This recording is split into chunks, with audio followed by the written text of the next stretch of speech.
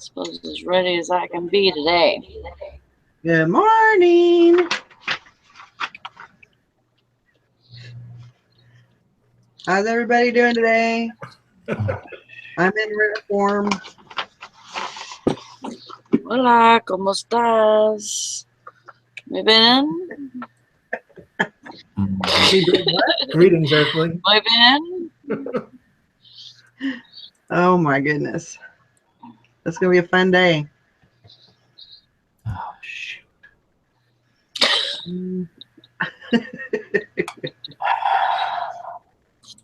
I didn't get my 20 yesterday. You didn't? No, I only got 7. Oh. Something's better than nothing. And then today already I have 1, 2, 3, 4, 5, 6, 7, 8. 8 drafts. 8 total. Already done. Awesome. Already put up. So I got very, very good. I think even Jason got 20 done yesterday. 21, brother. Woohoo! And that's how I'm going to close out the week. it's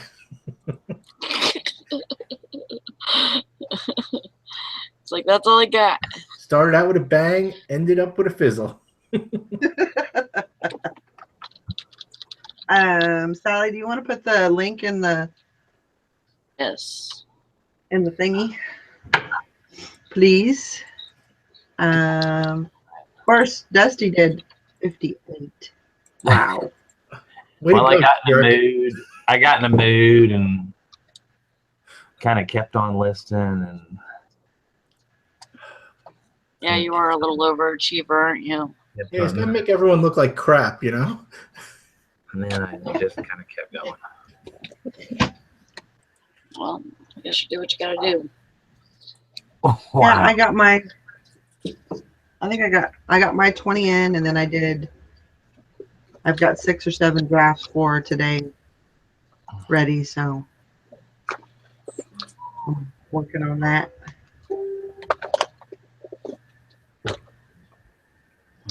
Awesome. Yeah.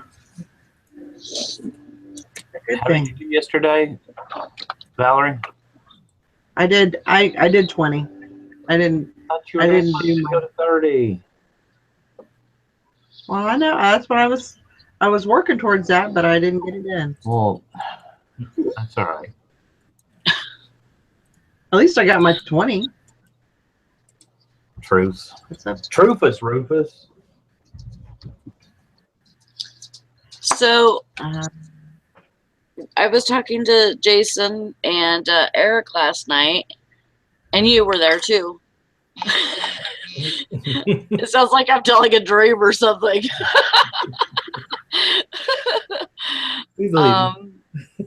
Anyways, Eric was looking at my store, and he's like, I know why you're getting very little sales. He says, look at the shipping. And the shipping was an outrageous price. Like, for some reason, it was insane to ship a stuffed animal that had a big head that should only cost maybe $15 like from here to California, and they wanted what, 80 or something. Yeah. And Crazy. It wasn't just one thing. There was probably about 10 that I had to fix last night. So, but it wasn't every one. No.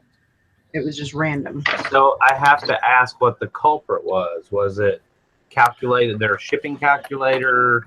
It was the shipping calculator. And I had put in dimensions. Yep. And the dimensions should have been right for the stuffed animals. But it was giving this crazy price. So, and I know it's not going to take, it's only going to take like 15 to 20 to send, the stuffed animal or whatever. And so I just, instead of, because I was thinking of ending them and restarting them, because it wouldn't just go off. It wouldn't adjust just by changing the thing on the shipping policy. It wouldn't fix itself. So what I had to do was either go in and end it and sell similar and fix it that way, or put free shipping on it. And I just put free shipping on all the ones that I fixed. Change the prices. Now, Eric and I discovered that here a while back that, there is, post office does charge what they call dimensional weight after you get Right. over a certain amount. But Right. for some reason, their dimensional weight is off from what the post office says of total weight, length plus girth. I think it's length plus girth. Should be of what it 108. should be. 108. And so for some reason, there's certain times that you can put in something that should be just considered a large package, which there is that, like he probably showed you, that drop-down box for large package as an option. But for some reason, it kicks it up in this giant oversize. Me personally, I don't put dimensions in when, I would leave that off when you're doing your listings. I don't trust their shipping calculator anyhow, as far as calculated shipping. I'm sure it's probably fine and probably accurate the rest of the time, but like you said, you've been sitting here tooling along for months and months and months, wondering why your stuff's not selling. Yeah. Come to find out, something's jacked up on their end. But like you just said, that item should cost no more than 15 or 20. So you seem to have, And I know you have a grasp on what postage should kind of cost. So why not just set your postage? Or Yes, free shipping? But I did. don't go down that rabbit hole. I did, and I have a whole bunch of stuff that's free shipping right now. Right. There's some things, like there's one that tape secretary,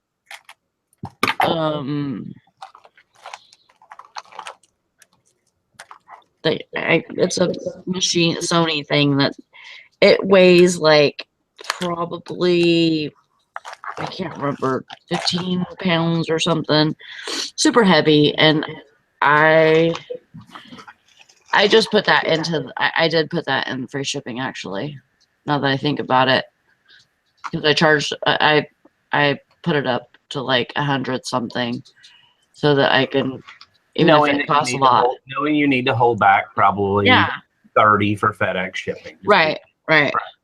Not even FedEx. It'll go USPS, but it's just heavy. Right. It's little, but it's heavy. So, yeah. I mean, I think I can do that and not have a problem with it, as long as I don't do any sales.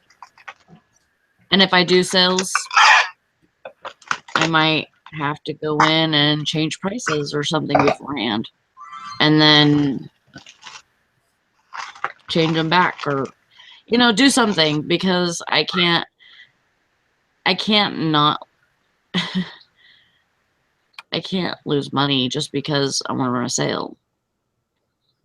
But you have to ask yourself, are you really going to lose money? Like if that dictation, this is just playing devil's advocate, let's say you did $100 free shipping on that dictation machine, you ran it for 20% off, it ended up at 80, somebody bought it at 80, didn't even make an offer or whatever, but bought it at full price of 80. Let's say worst case, it cost you 30 to ship it. Would you be happy with $50 in your pocket for a dictation machine? Yeah. Yeah. Because I know you've had that as long as I've known you. But I mean, and that's where, I don't know. It is tricky. You got to be careful on some of the bigger, heavier items when you run sales and you have free shipping, to make sure you don't price yourself down there to where you're like, oh wow, I made $6 on that dictation machine. Yeah. All said and done, but yeah.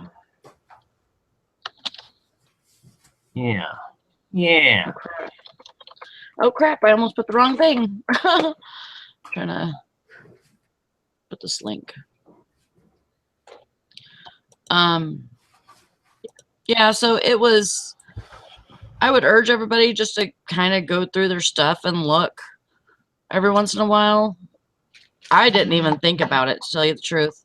I really did not think that was something that was holding me back. And it definitely is. Because right after that, I started getting, well, shoot. I got an offer on something, and then I got another offer on something. So Yeah, wasn't that one stuffed animal, the California, was like $90 or something? yeah. Yeah. And yes, it has like a big head. The stuffed animal does. But it shouldn't be. There's no way. I mean, I could smush that thing, and it wouldn't hurt it. And even if I sent it in a big box, like say, the boxes that you get whenever you get padded flat rate millers, you get a kind of long, tall box. Yeah. Oh, I love Yeah. that box. I do too. I use those boxes for so many things. If you order at least 75 padded mailers at a time, Mhm. seems to be kind of the breaking point. You always get one of those. Yeah. So yeah, if I could send it in that box, and it would be like the stuffed animal could be relaxed, and it probably wouldn't even cost that much. It would probably, but I think that box goes dimensional weight, I think. Because that's the box that I was telling Eric last night that I sent my pirate ship and my sailboat in that padded flat rate box. And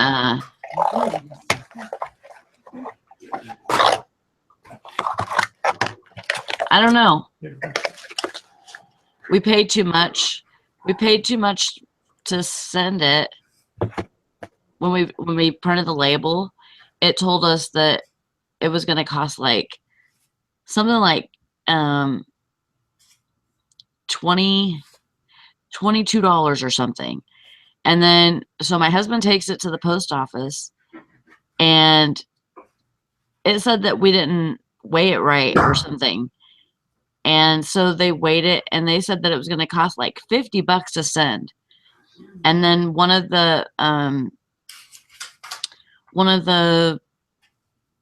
I guess it was like the postmaster or something came up to the front and said, "Wait a second, this label, it says on the top something about the dimensional weight."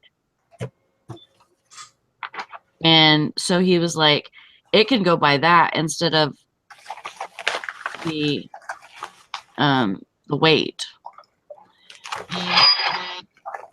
Let's get it. So it's forcing it into like a different class. Problem is with the post office, half of them, especially if it's a small post office, don't understand that you're shipping at commercial rates or commercial plus rates if you're top rated seller and all of that, and they're telling you like retail counter rates. The people at the front had no idea about the dimensional weight and everything. I actually put a link to that in the Thrift and Bitches Reselling Facebook page. It'll take you to a video that explains, what is it called? Dim weight. Dim, yeah. So there's, I don't know. That's why I don't go to the post office. Yeah, I know. Just print your labels. If you have to drop them off at the post office, great. Just drop them and go.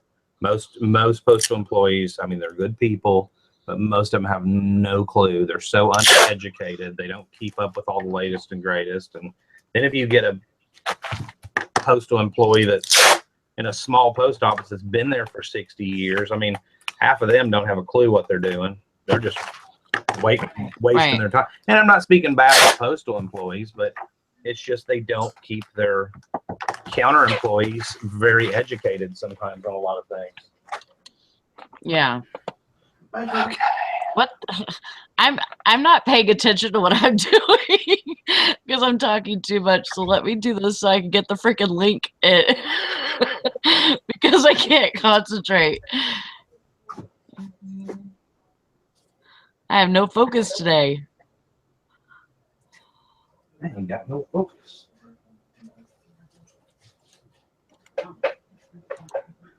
I need some dang Ritalin or something. I need some morning crack.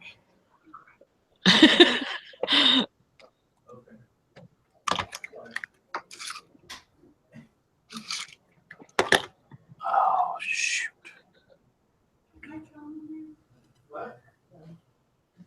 How's everybody doing this morning? I'm fine.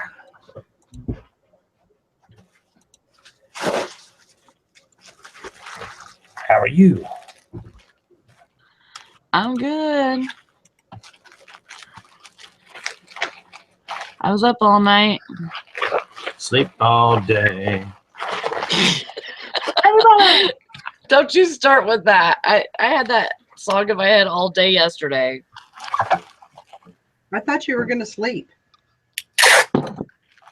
I was going to, and then I started working. And then Shia came on.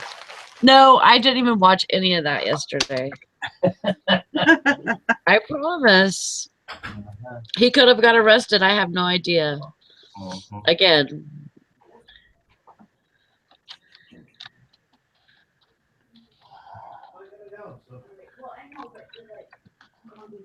Right in my pipe.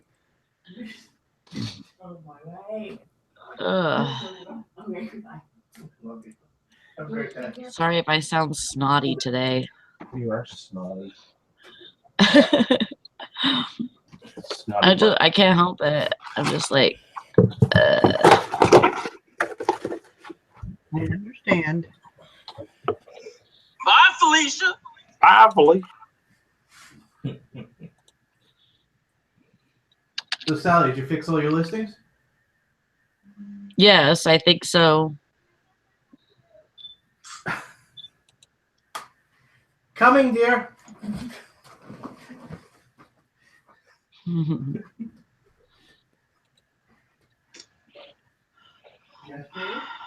What did Captain Pajama Pants just yell? Coming, dear.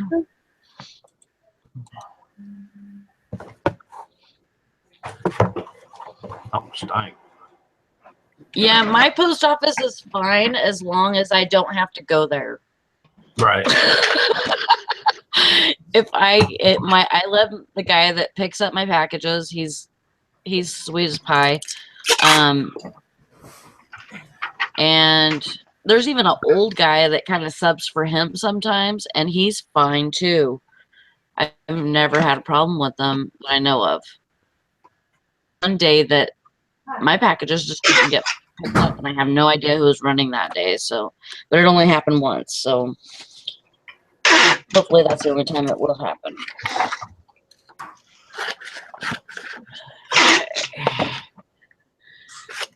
Yeah, it's hit or miss. I mean, it's not. I don't know. It's not, and there's nothing. There's some great older postal employees. Don't get me wrong, but our post office is really still stuck in like 1970, whatever. We have a lot of employees that should have retired years ago, in a lot of post offices, but they're just there biding their time. They don't care.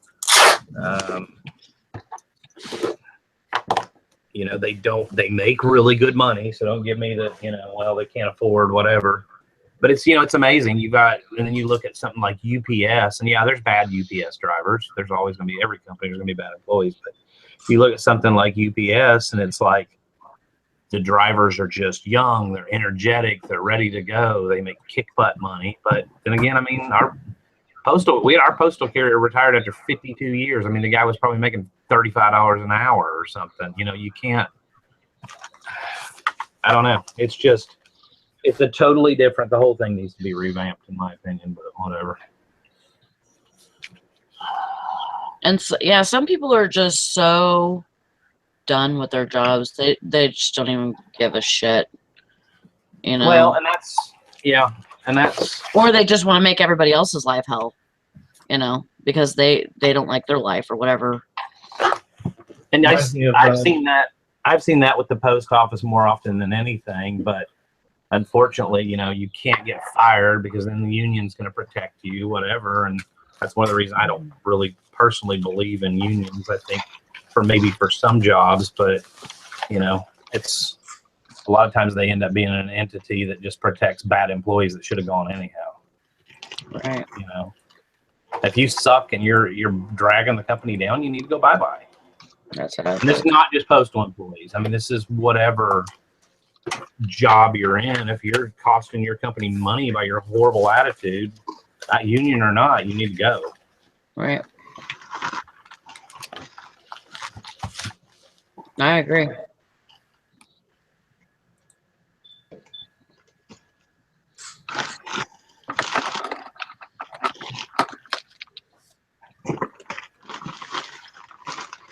Jennifer says there's a couple employees at my post office that make me want to bang my head on the wall. All they need to do is scan my packages, and they can barely do that. I have to go to mine every day, and then I get people in the line waiting, wanting to know what I sell. I started just telling them Christmas ornaments. The post office, the roughest part. That's pretty awesome. The roughest part. Pick something that's really uninteresting, like, you know, I sell sewing machine needles. Of course, then with your luck, you know, at the post office, you're going to be standing next to all the old people. They're going to be like, oh, I need a sewing machine needle. I actually sold a Christmas ornament yesterday or last night. Christmas ornaments, if they're decent, sell year round. I mean, it was a Kmart one. It was pretty crazy. Just curious though, Jennifer, why are you going to the post office? Like, can you not get pickups at your house? Or where? You never know. Everybody's living situation is different. Maybe an apartment situation or a bad part of town or something. Right. Yeah, I could totally see that. But I am so lucky. If I had to take my stuff to the post office every day, I probably wouldn't like doing this very much. Well, we're fortunate, you know, and it hasn't always been that way in every house we ever lived in. But this house, we're far enough off the beaten path that if we leave packages on the front porch, we don't have to babysit them. We can go, we can leave, we can go out and pick and do whatever and don't have to worry about them. I guess if we had a situation, she said, I have a lot of packages. Shh. My postal lady picks up 6 totes on a bad day. So you don't think that you could have somebody pick them up, Jennifer? Because if you could, that would be way better for you. Look what my lady friend just brought me. You see that? You see what that is? That is some scrambled eggs. Ooh. Tristan, I love you. Can you bring me breakfast, please? That's a tortilla, Napoleon. Ooh, I think she's trying to kill me, though. Have you tried that one? Oh, dear. No. Oh, my God. I got too many Taco Bell sauces the other night, so. Use them up. Heck yeah. Maybe breathing fire the rest of the day, but. She says some of my stuff is heat sensitive. Well, it's January. Yeah. How heat sensitive can it be, really? Well, I mean, if it's chocolates or something like that. My thing with heat sensitivity, though, and your stuff's still going to sit in the back of a hot post office. It's still going to sit in the back of a hot mail car. She says my mail carrier's car smells like cats, too. Is this a rural? This has got to be a rural route. Yeah, if it's a private car. Hey, there's one right down the road, and it's actually the one that services our little mailbox store that we use. And the guy drives like an '84 Civic hatchback. And he picks up, and they put this guy, because it's a rural route, so he drives his own. They put this guy on the route that picks up from this mailbox store that's it's like the mom and pop version of a UPS store that does quite a bit of business. And you should see him at Christmas time. Poor guy has to make like 3 trips in a Honda Civic. And it's just, I mean, up in the front seat, and all you see is his head when he backs into the front door of the store. It's bad.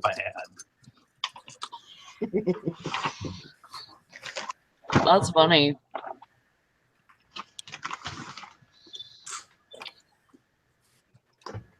I don't care. Silver Hair Stacker says Jennifer is selling ice to Eskimos.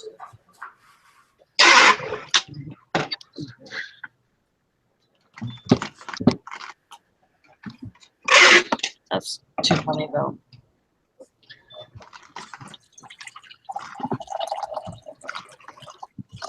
You know, and even with the small towns, I mean, a good postmaster or postmistress will understand their package count helps keep their post office open, you know.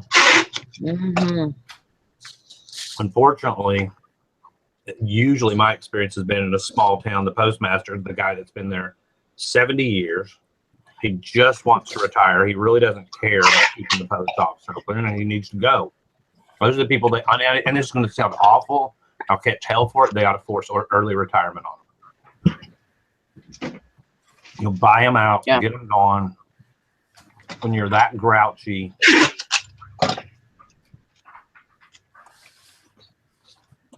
I agree. and you don't care about gaining new business.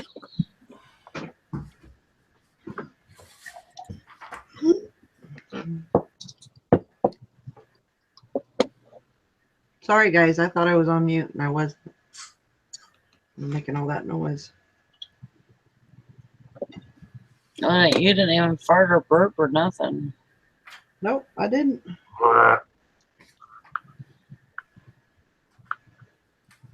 Guess I wasn't that bad, huh?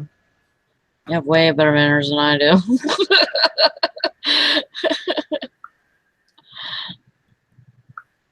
So yeah, I've got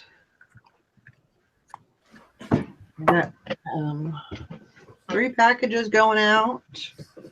Had 1 sale. I had 2 sales last night. After I did all my listings, I didn't have any sales during the day. And then 1 sale already this morning. Awesome. I had 1 sale last night. 1 sale this morning. 2 sales last night. 1 has paid, 1 hasn't. Yep. So 2 are going out this morning. You know, talking about post offices, the last one I had totally sucked. And I remember one time I shipped a package to Japan, and 2 weeks later, it was priority mail. 2 weeks later, I get it delivered to myself. Not returned from sender or anything like that. They literally, I followed the tracking. They delivered it back just to me. Oh my God. So, and I contacted the customer. I'm real sorry. I printed a new label, got it back out. The customer got it within it was 4 or 5 days. So it took 2 weeks to get back to me, and then 5 days to get to Japan. Oh my God. And I was also getting this other screwy stuff where I sent a package to Washington, and I'm on the East Coast. And I shipped it out. The customer contacts me 2 days later. He's like, "What's going on with the package?" I checked the tracking number. It's in Hawaii. I'm like, okay, it's a little off. So I said, just be patient. Sometimes they mess up or whatever. And sure enough, it eventually went from PA to Hawaii to Washington. Oh my God. So, yeah. But my post office is great. I have a little story too, because my post lady, she's, the town is 150 people, so everybody knows everybody. And so the post lady that always worked there, she'd been there for a lot of years. She hated her job. Um, but that's besides the point. She would always, every package that I ever, because I used to take them in every day, and every package had something wrong with it, and it was, packaged correctly. There was tape, but I mean, she didn't want tape here, she didn't want tape there.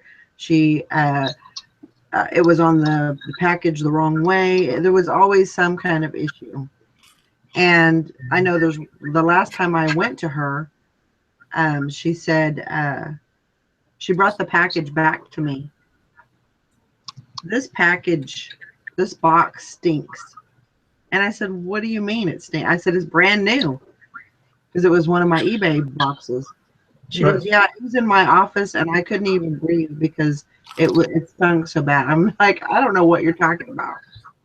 She said it smelled like So anyway, I started taking the packages about 5 miles away to the other town.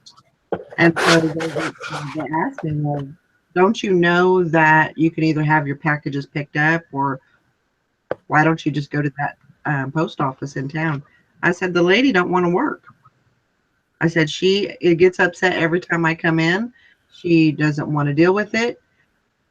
And I just come to you guys. And at that moment, the guy looked over at the postmaster, and then I think it was probably a week later, that lady that was the lady that didn't want to work, she was actually working at the post office that was 5 miles away. They transferred her. She's like, I don't know why they transferred me. I've been there for 2 years. And I was like, I ain't gonna tell her. You're like, because you stunk and nobody wanted you in their office. There you go. That was funny. Yeah, in the past, I have gotten postal employees that were real picky with the positioning of the tape, especially on the priority envelopes. And see, this is what happened with her. Is to me, it's smart to tape the scan bars, because especially on, because I use the inkjet, if there's a little bit of water or something that gets on there, that's going to smear. Oh yeah. And so I always taped them, even though they said not to. I always taped them, and I never had any problem. And then this lady started on a rant and said, no, you can't tape those. So I was like, okay, I didn't know that. I'll start doing that. Well, I went to the post office the other day, and she said, yeah, if you can, go ahead and tape the scan bar. And I was like, well, I was told I wasn't supposed to. She goes, they don't know what they're talking about. She said, tape this because they're gonna run if there's water or anything, liquids that get on there. Sure. I was like, I've been taping them since like '96. I remember when I first started, I had an inkjet too. I have too, and I've had, to the best of my knowledge, never had a scan issue. I mean, yeah. See, ever since the first, they've told me not to do them at my post office. Do not tape the scan bars, and they won't accept them if I do. Yeah, I would quit going to that post office. Yeah. So I could do them, as long as I don't tape them or whatever. I can do them and send them from home or whatever, and have the postal guy come get them. And I won't have a problem with the post office at all if I just send everything from home. But if I go into the freaking post office at all for anything, I have a freaking problem every single time. Yep. Because there's bitches in there that don't like to work. Right. And what does that really have to do with anything? That has nothing to do with productivity. The scan is still scanning. It's not that the packages aren't scanning. I know. Yep. They just don't to do anything, and they'll find any reason to bitch. Yeah. See, when I get post offices like that in the past, My only, I mean, it's not so bad because what happens is I flood them with a crap load of packages, so they don't have. Don't fuck with me, or I'm gonna give you more work. Exactly. Here, take this. That'll teach you. Oh yeah, I'll put them with the big cart and I'll roll them in. You know, they're pissy for like the first couple of days, and then they see you doing it regular, they just don't have a choice. Yep. My God. I really appreciate my my mail guy. I actually, there for a while I was trying to work out some kind of system, that would work out well for us, like leave the flag up on the mailbox, and if the flag's up, then to go into the yard and get the get them out of the box, because I just have one of those landscape box, the plastic boxes, and in front of the house. And eventually I think I asked him, I think I asked him if I could message him, and ever since then he's like, if you ever need any pickups, he says, I'm going by there again around 12:30 every day. So if you ever need something to go out right away or the same day, and just send me a text message and I'll come by and I'll swing by and pick it up. And I'm like, that's awesome. I really appreciate that. Yeah, I mean, with carriers, you don't usually have as much trouble. As long as you're friendly to them, they're usually very friendly to you. I mean, with the exception of Sherry's postal guy.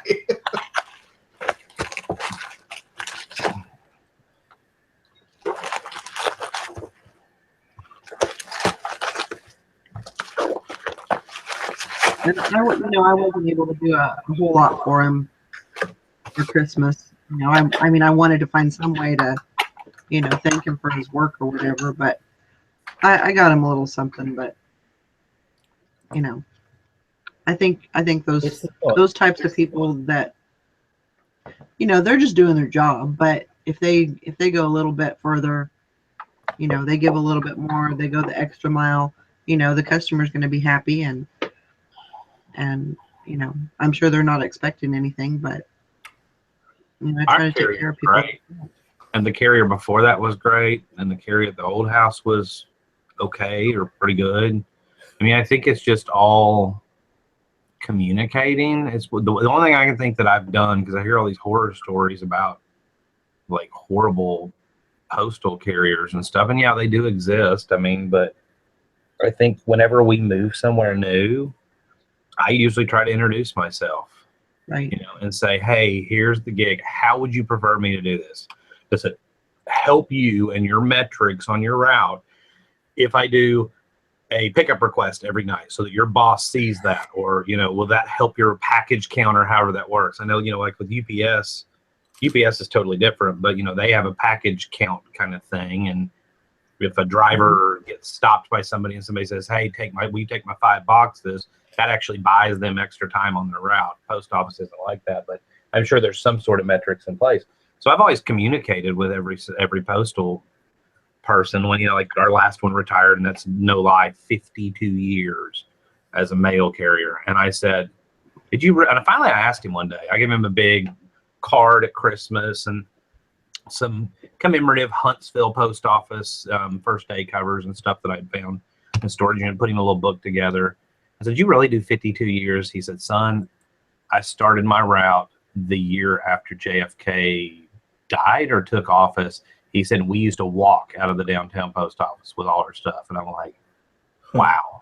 And he had been there long, but I think at that point, he just, was just kept on trucking, but he was nice. He was old. He was, almost 80. But I communicated with him from day one. What works better for you? We have a porch that's chest high, waist to chest high. And I said, I can put all the totes right there. That way there's no lifting. Sliding it straight off. I said, we always leave the driveway open, always park in the back. Even if I'm unloading a load of stuff we bought for eBay or whatever. If I know the mail hasn't run yet, I will stop at that point right there because it's an easy unload like that. And then I'll pull on back to the back of the driveway so they can pull right up.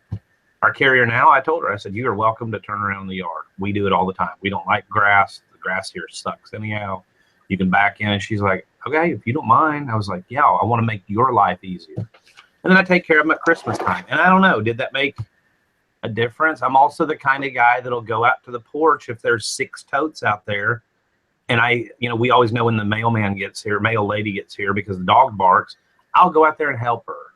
How was your weekend? How's everything going? And I think a lot of it, like Jason, I've seen your carrier come into your office, when you're in a hangout, and yes, and of course, he there's a funny story, and he seems to like talk with you a little bit about, the weather or whatever. You've got kind of a rapport going with him.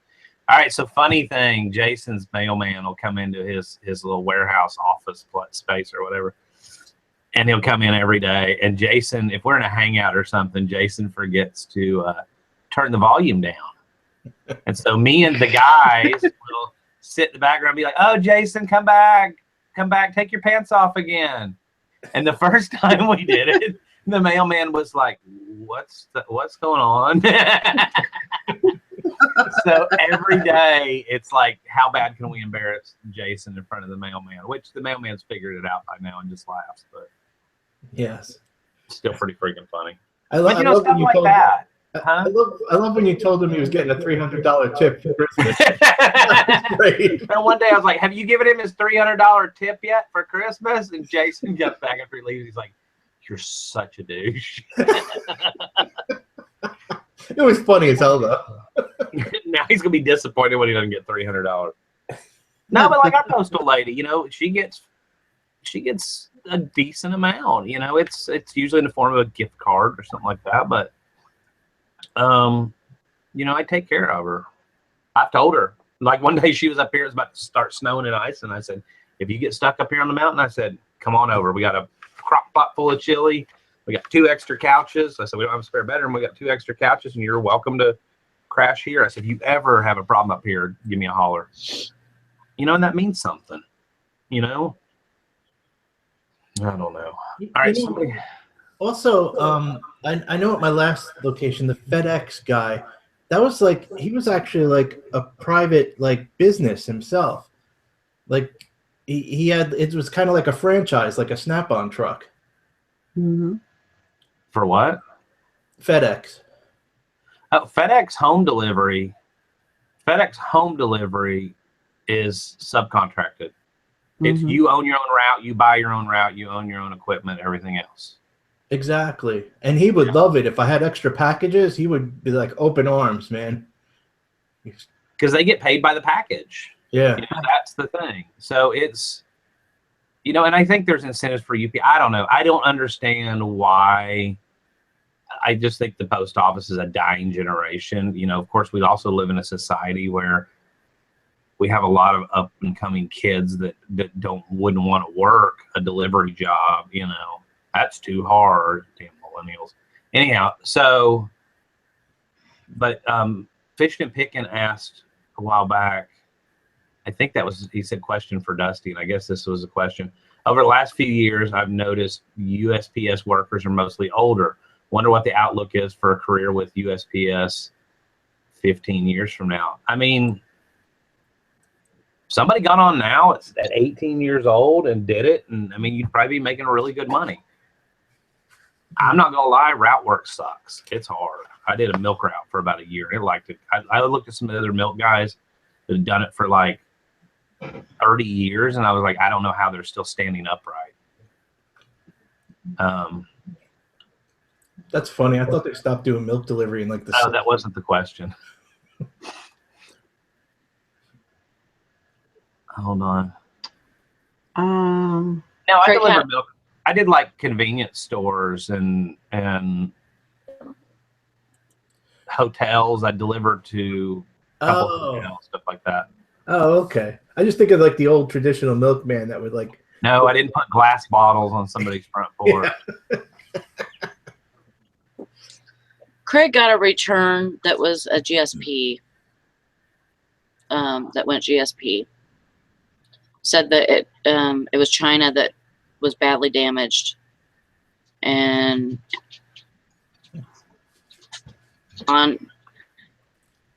Oh, they immediately requested refund. I would know. I would not tell them to. I mean, yeah, you could tell them to contact eBay. I would probably contact eBay yourself so that they don't go ahead and start shipping that back and you don't get billed for that return shipping. Because if they picked a reason other than arrived damaged, it's going to need a physical set of eyes looking at it so that you don't get charged some god-awful international shipping going back to Kentucky. That's one of the few times I would say I definitely would call eBay. Yeah. Yeah, because I mean, it should be a flick of a button or something, to fix that or to facilitate it so it's AC/DC, a little flick of the switch. Yep.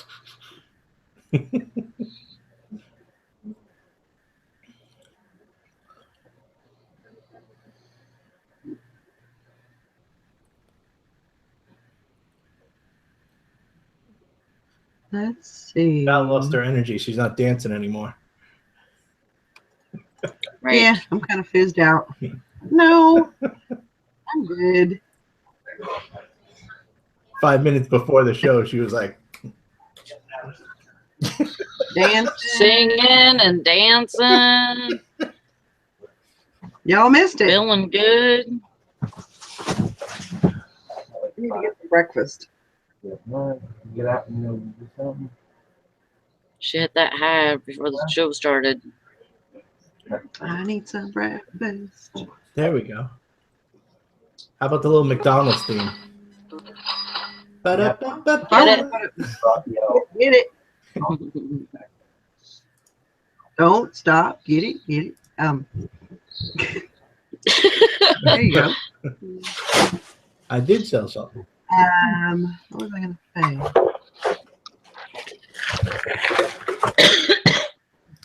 The one thing I was gonna say is, I've got a garage full of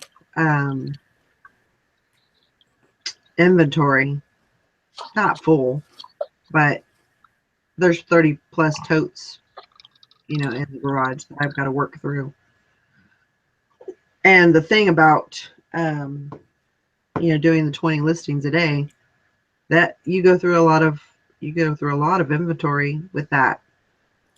And so I'm really, the bad thing about that is that once it's listed, now you have to find a place to put your listed stuff. Mm. No, then that's when you put it back in the garage where all the totes were. But then I get them all confused and messy. I think Dusty's referring to the Nikki organization skills of Nikki. You fling the shed door open, it's like, holy cow. She's got a lot of stuff. So, Tells where everything's at. That's something that I'm kind of, and I probably could put it all back in the, put some of it in the garage.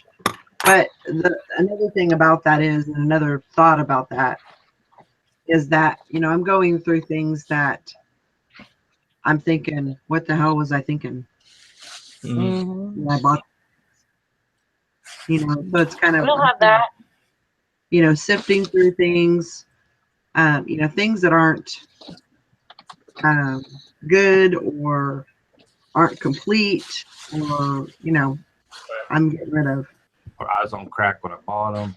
No, but I think you're not your taste, but you're like, not you personally, but I hope so. But I mean, I think everybody. I think if you're getting better at reselling, you're gonna have that moment where you look back at your warehouse full of stuff and be like, oh my god, half that stuff just needs to go to a garage sale or whatever. Right. It's still good stuff, but it's still there for a rainy day. But there's nothing. No, to me, that's a good sign if you look back and go, wow, what was I thinking? I mean, you've grown, Speaking of Nikki, what happened? I don't see her here today. Did someone forget to wake her? No, I sent her a message. Someone start slapping the side of her van. Wake her up. No, I sent her a message this morning. She hasn't responded. So I'll leave that on. I like that song. it's that elevator music.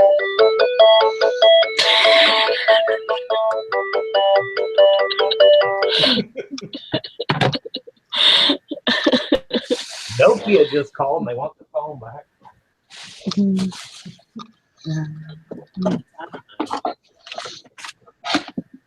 Yeah, Jennifer says close. What the hell was I thinking? I understand. It's because everybody starts out selling clothes. Yeah. Yeah, and like I was talking about my steamer broke, and since I got it, which was been a year and a half, I love that thing, and I won't be closed without it.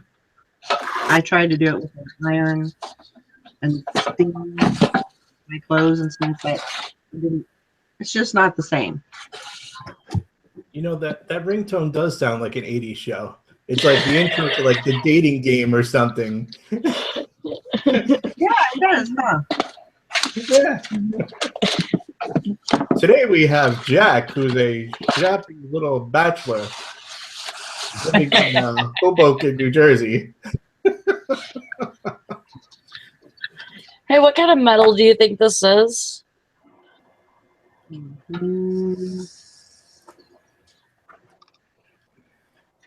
Just. Oh, wait a minute. It's thick.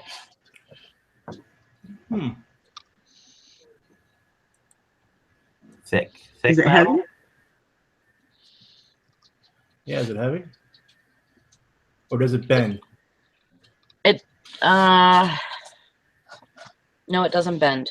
Well, it's hard to tell because of your color, but is it got green patina to it? Has it turned greenish? Yes.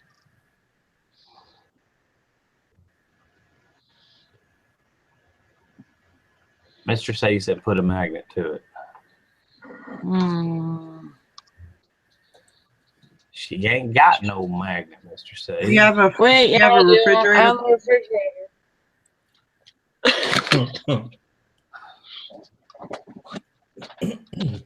Hot metal or cast iron? Or cast aluminum.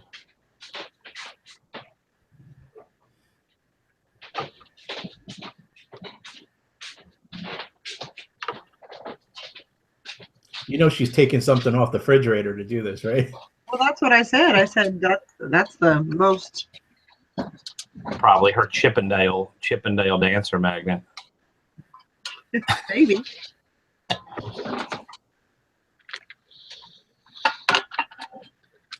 Take your time. Nope. It's probably pop metal. What's that magnet say? Lighthouses in Michigan's Upper Peninsula. Oh. It doesn't like. I mean, there is some attraction. Wait, let me see the backside. Oh, the magnet? No, I don't give a crap about the magnet anymore. Oh. You can throw it over your shoulder. So, okay, wait a minute. So it's actually thin. I thought it was thick because that little sign underneath the bear. It's actually, well, no. I don't think it's anything spectacular. Take a little spot on the back of it and scratch it with a pocket knife somewhere where it won't show and tell us if it's probably copper or brass or silver looking. Okay. I mean, do it in an inconspicuous spot. Silver Hair Stacker says maybe Peter. Not that big. We want to think Yeah. here. You could have some Unless weight to it. computer, if that's something that big, you'd be able to bend it. I would think. Yeah. Tina says, play that music again. Maybe there'll be more attraction.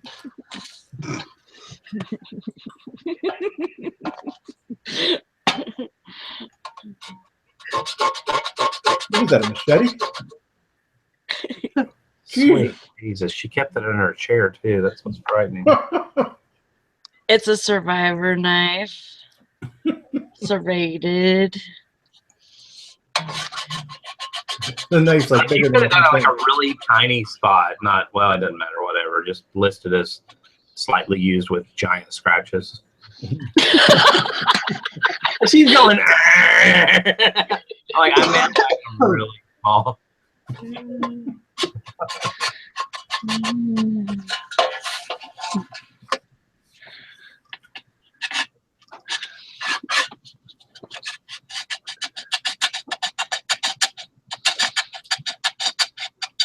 That's good enough. I know, right?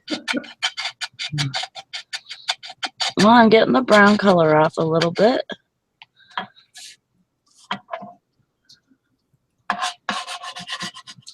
Mm-mm. Mr. Sadie said, "Don't forget to put your kids' homework back on the fridge."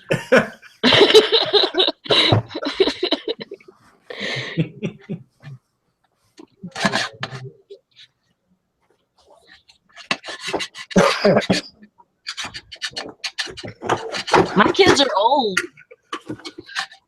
A magnet, there's just a little bit of attraction to the magnet to that. Fatal attraction. No, a little bit of attraction. Not fatal. Non-fatal. Yeah, we don't want anybody to die. Okay, it looks silver. Mm, Now, how much does that thing weigh? Not How a tall is lot. that? What is that? About 12 inches? Oh my God! You really just went Jesus, on. why not down. just carve your name around it? Like an inconspicuous spot, like which means not really the right in the middle of that. It's fine. It's probably how heavy is it? Like maybe 10, 12 ounces. Might be cast. Not aluminum. heavy at all. I don't know. It might be platinum. Might be wet. Platinum. Fishing and Picking said it might be. It's probably monkey metal. I don't know what that Okay. is. Never heard of that. It says aluminum. That's what I was going to say is aluminum because that's aluminum's pretty light. It's probably either aluminum or just some base pot metal. Just Yeah, thin metal. Thin metal. Yeah, it could be 10, but it doesn't. It's, oh shit. And that's the end of that. My only thing is if it's that light for that size and as thick as it appears to be on camera, then that was making me think that aluminum, because otherwise it seems like, unless I'm just looking at it wrong, but it seems like, doing the shake test, seems like it'd be heavier. I guess Yeah. it doesn't matter now since Sally broke it. Right? All I did was break the weld that was holding it together to the post. Oh, So now it's got a little give to it. But broken. you can't bend it or anything.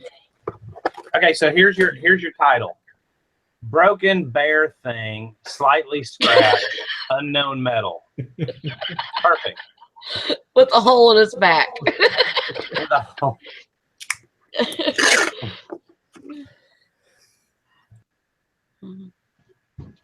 Tried to test with no avail.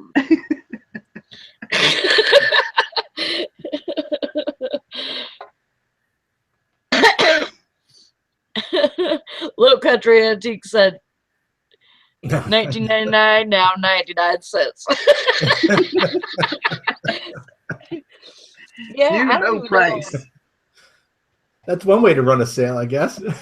I guess I don't even know what this thing is. I think it's like you put a pot in it or something. Yeah, Well, it's like a yard ornament. What's it say? Like at the front Little door or something. Mister. Oh. Little Mr. Brokeback Bear. Brokeback Bear. It's one of them. Is that what you said? It's one of them. Craig said, yeah. All right. One of them Colorado holders. Tina said pot of pot. Pot of pot. I think you should auction it off right now. Who wants it? Let me know.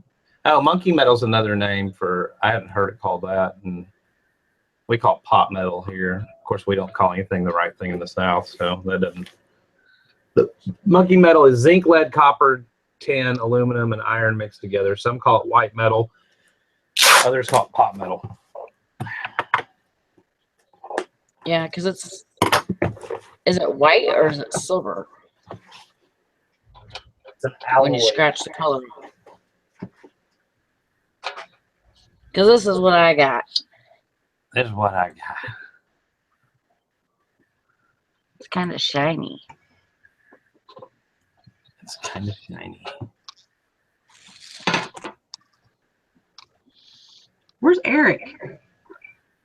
Sleeping. Hold on, I'll text him. I got way too many Erics in my phone. And one of these days. A couple of them, I don't even know who they are. Bitch.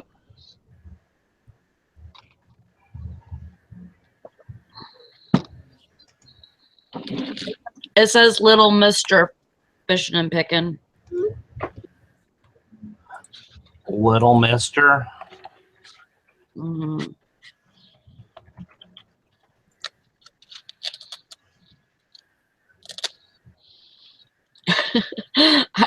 I'm not going to turn it back to silver, Tina. It doesn't mean that much to me.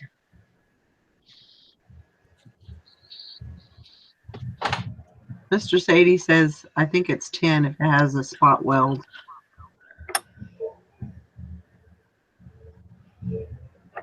Yeah. Up all night, sleep all day. That sounds like a good song. Yesterday, I got 7 done. And then I started working on a whole new set for today. And I got 1, 2, 3, 4, 5, 6, 7, 8 complete. So I got 12 more to go for today. Do it. Get it, get it. You got to hit it. Craig said he got 22 done. That's awesome. It's really good. I'm going to run out to the post off or to the mailbox. To the windows, to the walls.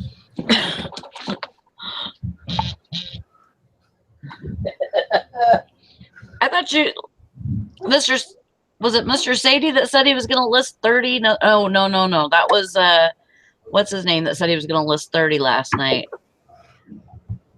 What's his name? The new guy.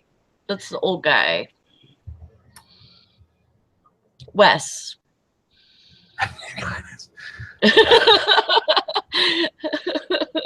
I couldn't think of his name. So not old, he's younger. Wes is probably younger than I am.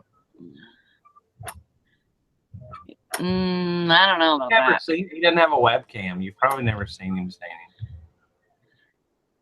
I have seen him. You know what? I've been in hangouts with everybody's them. old to you. No, I'm 40. I'm 40. Not 50.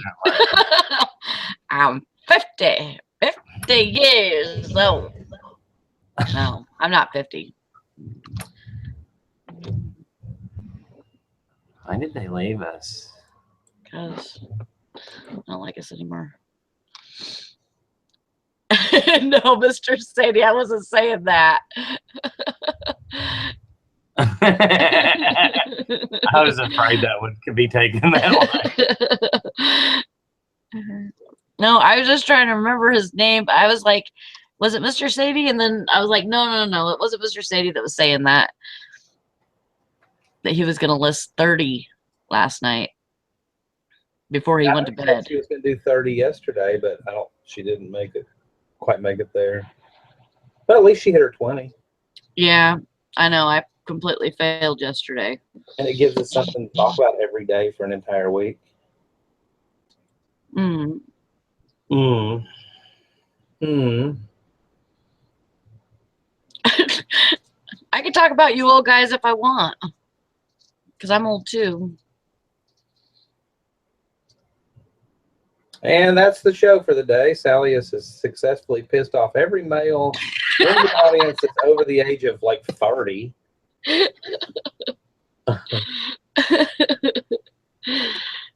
Way to go! It's all good. It's all good in the hood.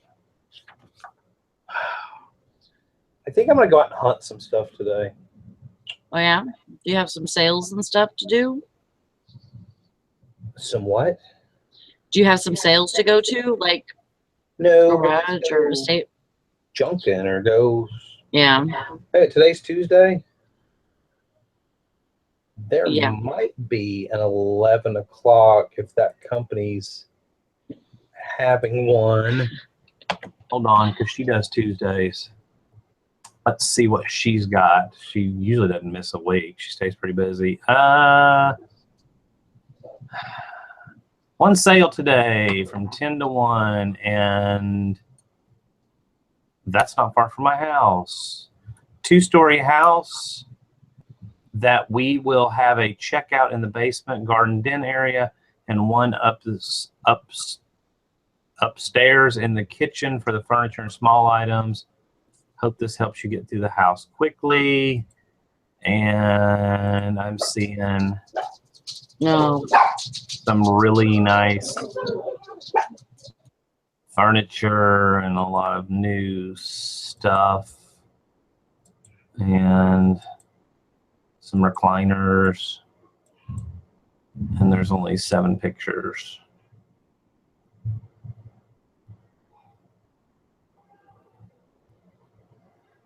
Yeah, you might be better off going to the junk store.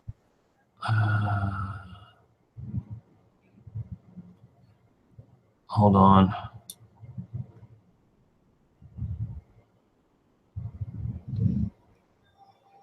Where's her pictures? That's all the pictures she's got? Oh, wait. Oh, here we go. Here's 119 pictures. I go backwards because it seems like all the furniture is always at the beginning. The patio set.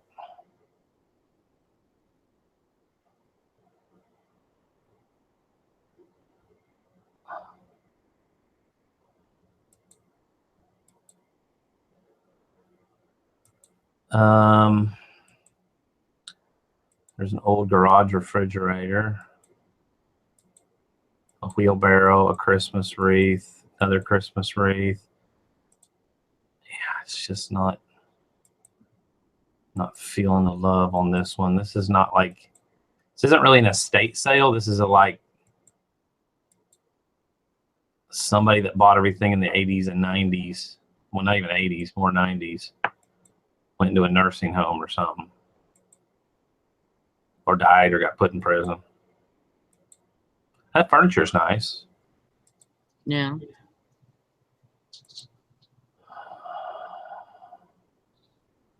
It's not old enough to be mid-century modern.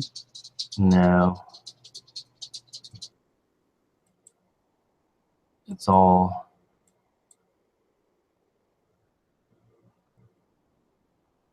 There's a Casio keyboard. A CTK 700.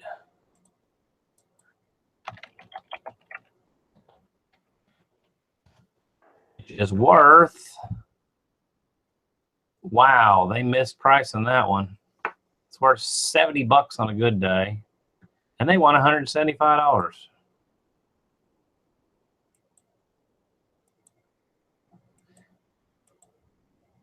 Yeah, this isn't one of those like estates.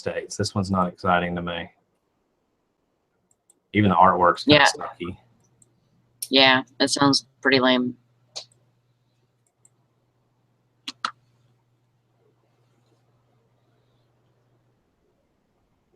There's a Ninja blender. Ooh. Looks like it's still wrapped up in the box. For $75. Yeah, those could be pretty pricey, really. It's a NJ602W. NJ602W. And let's take off the W. I'm not sure, that might have been a Walmart edition. NJ602. Yeah, it's worth about what they got priced at.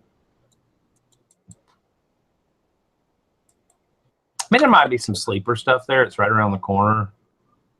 I see a bunch of cookbooks, but it's all Southern living, which you run into that a lot here. Right. It kind of looks like one of those houses, like they have nice stuff, don't get me wrong, but it looks like everything pretty much came from like TJ Maxx or Home Goods or Ross, or, you know what I mean? It's like pretty decorative stuff, but not really worth anything. Yeah. Middle class. There's a table that opens up that's cool.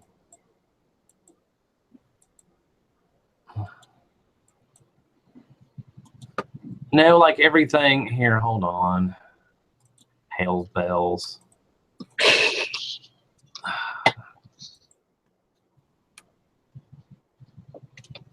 How bad do I annoy you? Like, I mean, it's like pretty artwork. That's great. But I mean, that stuff's pretty generic. I've already gone that way. Whoops, wrong way. Yeah. You know, it's not, you can tell by the way it's framed that that's not an original, you know, botanical print. It's just something from the 80s, 90s. And because everybody needs a shake weight on the back of their toilet. I just caught that. You're practicing something, huh? I mean, I'm just seeing a lot of 80s, 90s stuff. You know, like even the linens aren't exciting. Yeah, there's a quilt. There's a quilt, but it looks like one of those made out of ties, and they want $50 for it. Oh, it is. Yep, twin necktie quilt.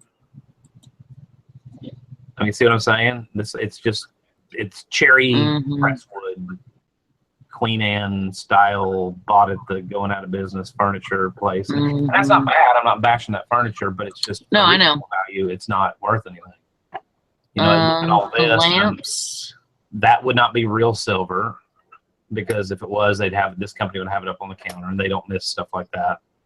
I mean, the lamps are just generic. And they're cute, but that's about it. The artwork's really nothing, except I'm not sure what's going on there in that picture. Yeah, that's what I was going to ask. What's up with those? Oh, I think that's a child. I think that's a child. I thought it was two women. No, but I'm talking about the little dolls and shit that are right there. Probably newer reproduction China head dolls. That one might have potential. I don't know, but they've got, what do they have on them? This company just doesn't miss a whole lot. You know what I mean? If those were terribly valuable, they'd be up on the checkout table. It's just, I mean, so that actually is the nicest piece of furniture I've seen so far.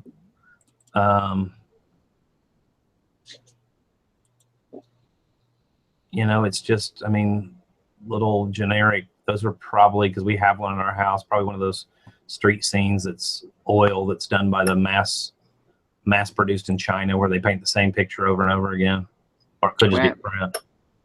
There's a telescope, but I can't tell what model. Do they have a price on it? They don't even say. And they want $100 for a 26-inch TV.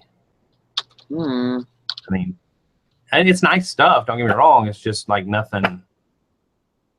You know, you're gonna buy this sign for $10 to make it sell for $24.99 shipped on a good day. Yeah. Oh, wait a minute. Seth Thomas, 75. That's not, I mean, I hate to say it, but Seth Thomas mantle clock. I'm gonna bring up all the high dollar ones. It's not. Could be. No. It's not those. That telescope don't go for shit. Probably. Most of those meads are pretty generic. Yeah. The one that is there, that box, it's only about $30 maybe. There might be a little bit of money there depending on what the movement is once you open the back, whether or not. Oh yeah. Whatever, but I've sold one of those before.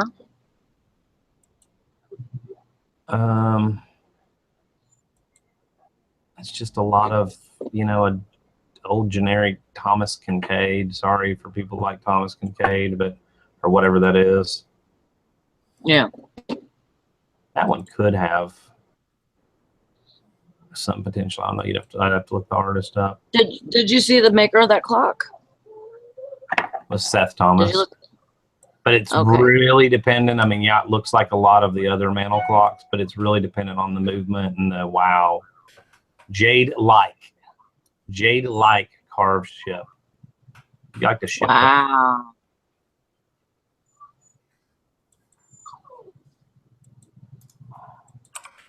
Huh.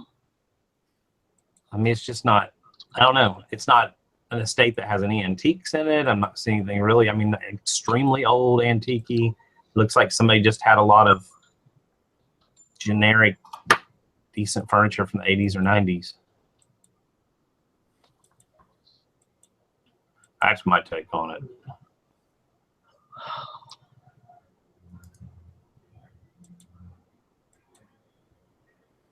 I need another rug. Machine-made rugs from $40.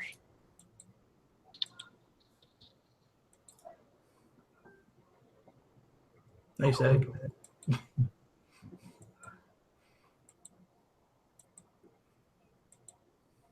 Yeah, it's just not. I don't know. It'd be something to do.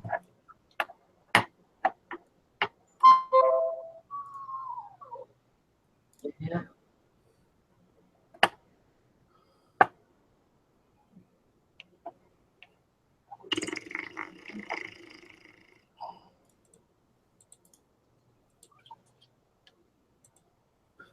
That little Trying to heater look got for a some- jade-like ship.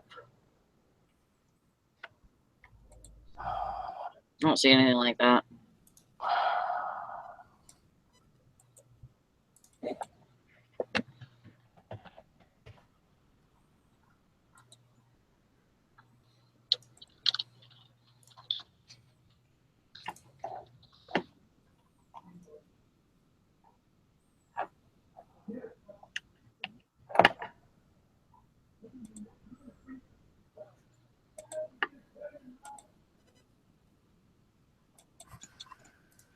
Here's something similar. And they're claiming theirs is actual jade. And they only want $50 for it. Does need some repairs, blah blah. I don't know, something like that would have to be worth an awful lot of money for me to even want to try to attempt to ship that or mess with it. Mm.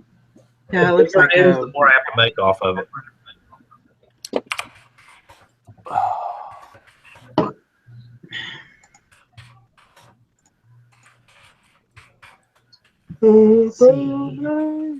Sleep all day. You missed it, Valerie. We found a shake weight on the back of the toilet. You did? Mhm. Wow. I wonder what that's Exactly where it should be.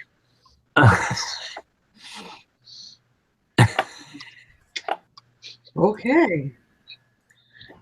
Yeah. I'm exercising. Give me just a minute. Yep, sure.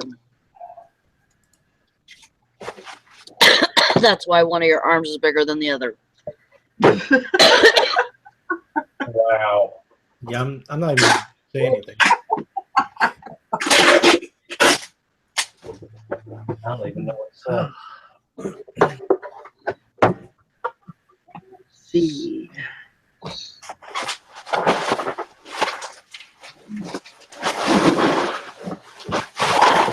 Oh, there's Nikki. In the chat.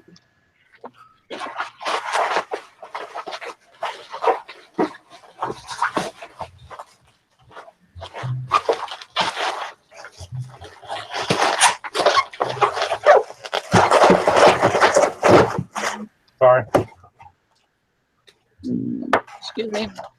I don't know. Eric wasn't feeling real good the last couple days. Maybe he overslept or slept in, or Yeah, he's been pretty peaked the last few days. That vertigo thing.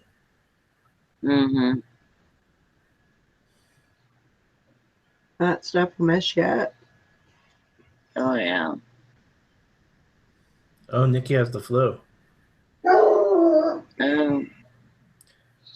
That's yucky. he got the fever. Oh, The only feel cure is better. more cowbell.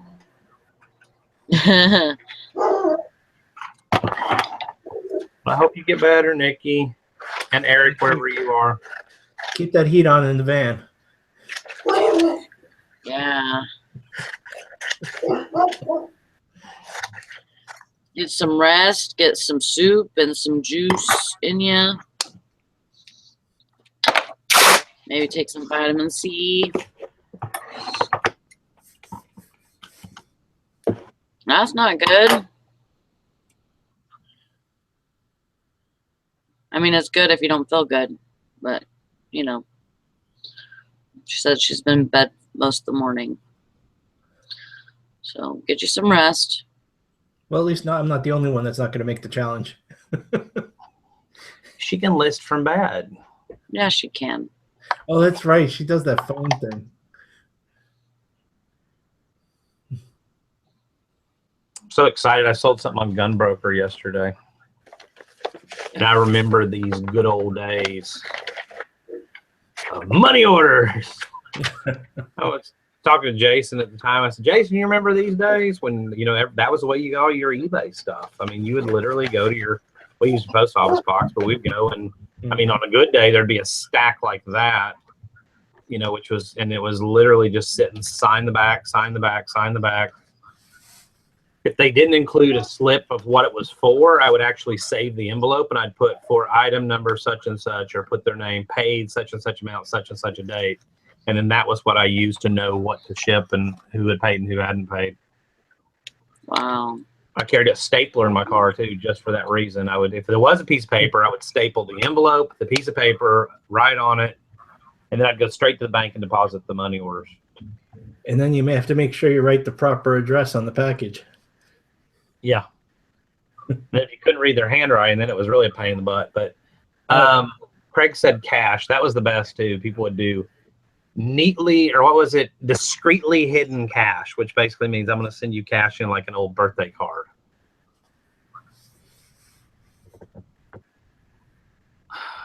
I'll be right back. I gotta go find some pants. Yeah, Fishing and Picking says, how was returns back in the day? If you're a good seller, easy peasy. He didn't really have, I mean, I think people viewed it more as an as-is kind of like, Yeah. I mean, you had returns and stuff, but for the most part, it was like people communicated. They understood it was more of a flea market-ish type or auction type, you know, and it was more of a, yeah, I think they had expectations that what they were buying was as is, you know what I mean? Right. More so than they do now. But yeah, it wasn't any problem. I mean, most of the rules we have on eBay and the things that make it so difficult is because some people just don't need to be selling, you know, and you've got so many people that jumped on over the years, and a lot of some bad cookies ruined it, bad apples ruined it for the good apples, you know. Sorry, that's harsh, but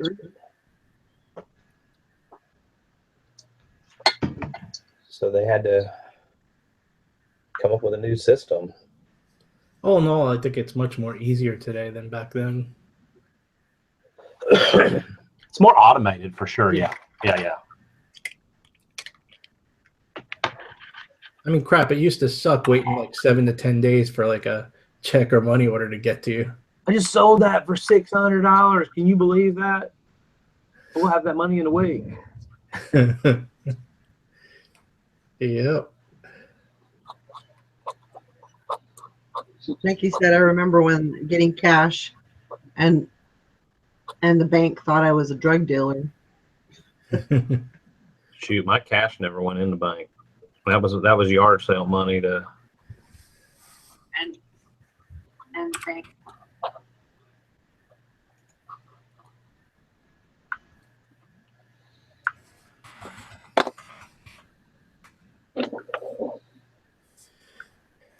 Yeah, I remember in the very early stages, I used to get so many friggin', money orders and checks. The postmaster thought I was running a pyramid scheme. I had to sit down and like explain eBay and everything. Yeah, the good old days. You've had your eBay for how long, Jason? Within probably the first just couple months eBay started, I was there pretty much at the beginning. Mm. That was what, 98? I think it was around 96. Oh. Yeah. Oh, stop crying. Before that, I was selling in like news groups and stuff. News groups? Yes, they're still around today, actually. They're kind of like the old, I guess, bulletin board systems in a way. They're basically like collector groups and stuff that talk about specific topics. It doesn't matter if I hug him, Sherry. He doesn't want me. He wants his daddy. And his daddy's gone right now, and that's why he's crying. Yeah. He's a brat.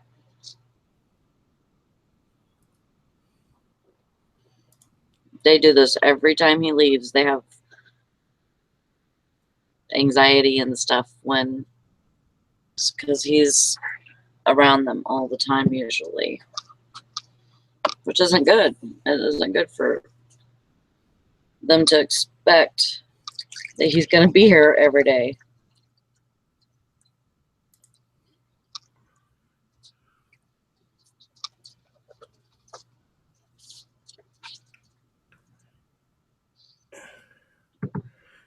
All right. Your mailman asked what was going on. Oh, you mean about the money? Oh, yeah. I guess a red flag goes up when they get like one person's just getting tons and tons of checks. And this is when everyone like had like a regular job, Yeah.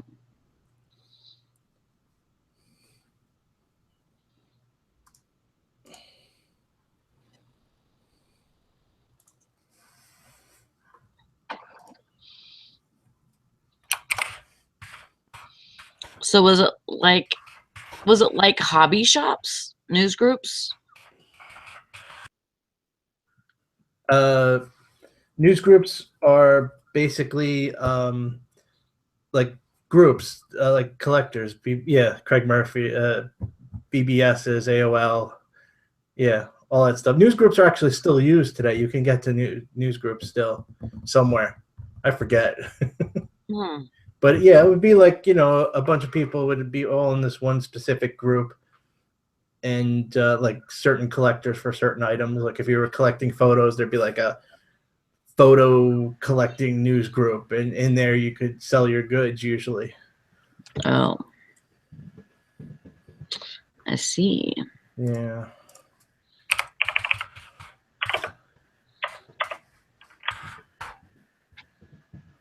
So what are you guys doing today?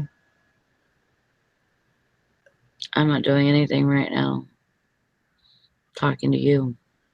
Yeah. But I do have some stuff to list.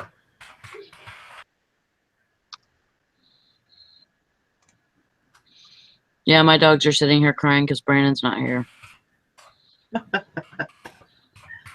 Buzzy keeps on going, I'm like, shut up, whiner. Sherry says she's listing. Anissa says that she's thinking about taxes. Ew. That's the last thing I'm thinking about. Yeah, I don't want to think about that either. The mention of taxes gives me anxiety, Sherry says.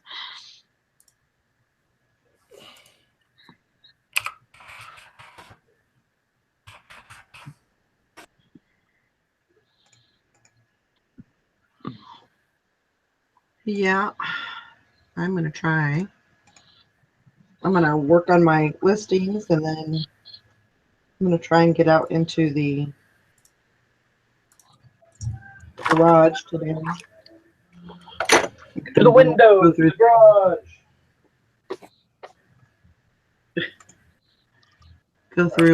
some of my totes and see what I can find. Get a couple of um, trash bags and start dumping some stuff if I don't think it's gonna, if it's trash or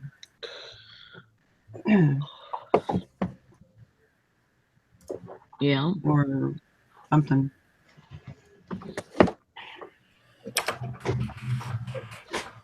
Something else. Yard sale maybe. Do it. Do it. Anissa. She said her daughter's sick, and she thinks it's funny how you said my name out loud. Anissa is famous. Did you know that? She's famous. She's on TV. Not on TV. Her name's on TV. Let's see. Oh, stop it, Mr. Sadie. Oh, stop it, you old man. I'm just kidding. Is he still giving? Yes. Is he still giving you a hard time? Well, before he goes, I'm not done with you. I'll be back. And then he goes, I'm going to do what I can today, but being so old, I may not get much done. You stop that complaining. Oh yeah, while y'all were gone, I think y'all were gone. Sally single-handedly pissed off every guy on the show. Uh-oh. What did you do? I didn't mean to.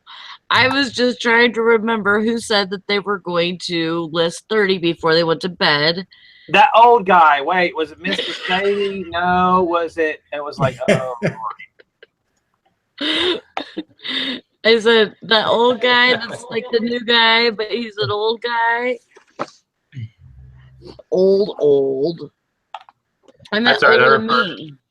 I'm officially old because I refer to, like, we'll go to a yard sale or whatever. That person could be like 35, and I'll be like, yeah, that kid in there. Just to be like, kid, really?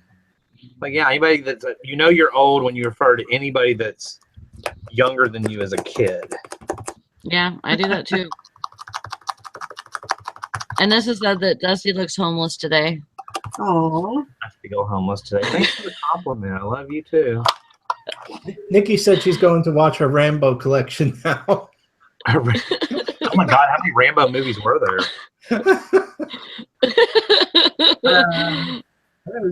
All I remember is that like Charlie Sheen spoof one.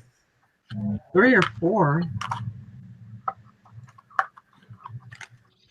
Anissa, what's your daughter's name? She can be famous too.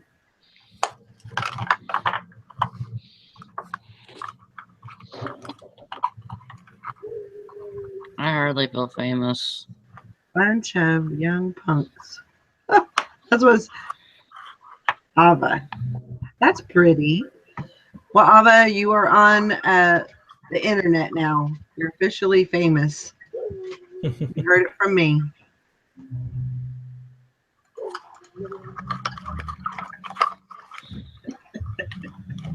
I didn't even call you old, Mr. Sadie. I really didn't. Pretty sure she did. No. If anything, I called Wes old. Pretty sure she did that too. Nope. Oh, let's see. That awkward moment when you oversell something because you realize you ended the item but forgot to take it off your unsold page.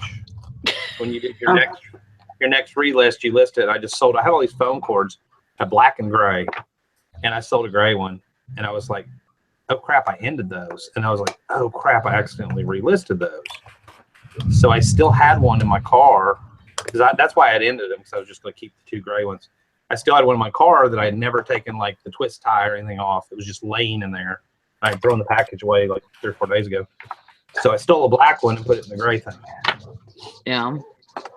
Works. It's the same packaging. Now I just got to remember to decrease my black stock by 1, or I'll run into the whole issue all over again. Yeah. Crisis averted. Bam. It's like really not a big deal. That's how we roll. I could just give it a refund, but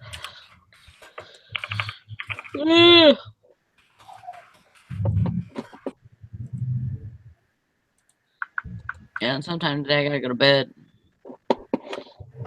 Yeah. Remote.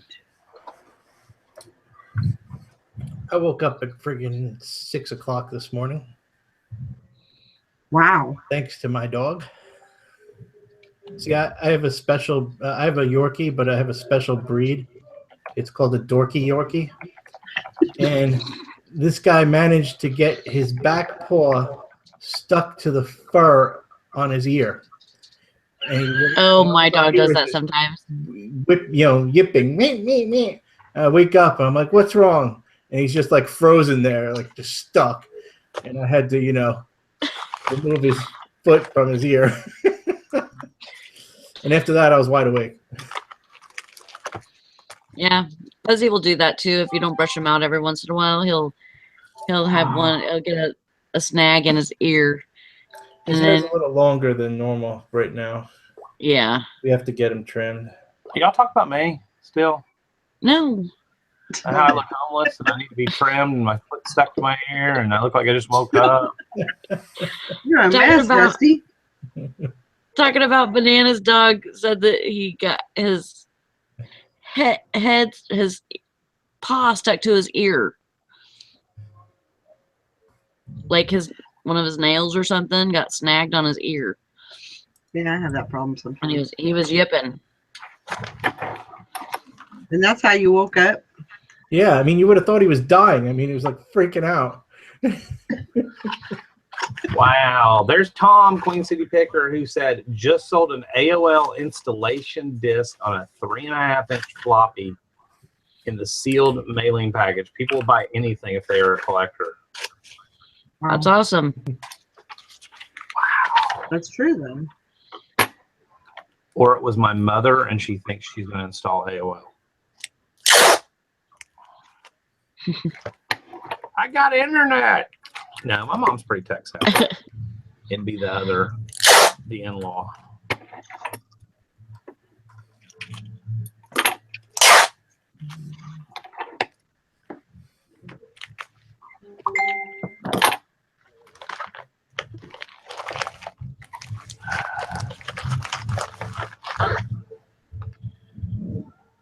Oh, YouTube told Anissa that she's sending too many messages. Guess that's their way of telling me to shut up. Yeah, if you're in the side audio, if you send like too many messages too fast, it'll be like, wait for just a minute. I think that's to keep bad people away. I think it's like 3 and 60 seconds, maybe more than that or something. I don't remember. All right, I got one item left to ship. How many did you have? Now I gotta find it. 2 totes worth. Ooh. 3, 4, 5, 6, 7, 8, 9, 10, 11, 12, 13, 14, 15, 16. Which is proof that listing pays off. That's the truth. It's been like that for about 6 days straight now, which is, I'm not complaining. I don't know where the crap I put that. Great job, Dusty. Well, I'm losing that. Huh. I mean, that's one of the reasons I picked this challenge, because I think it'll be really, really interesting to see what kind of results people get. You know, if they pick up more sales from listing more, Right. listing steadily. You know. Yeah, you got to make sure it's good items that somebody's going to want to buy. But you know, the more new listings that you have in your store, the more there's just going to be that random person that is looking for a specific, the more odds you are to be picked to supply that. Right. It's, you know, it's kind of like, I don't want to say the dating game, but, you know, it's kind of like, I mean, it's a weird analogy, but I mean, if you think about it, you know, you have to match that person that's looking for the item with the item. And so if that thing isn't listed, it can't sell, you know. So Hey, Dusty, Larry said you can't find anything with the new shelves up now. You know, it was right where I thought it was. It was old paper menu, and it was right where I thought it was. But I went that. I have some of my ephemera stuff that way and some that way. So I don't know. Yeah, I agree. It's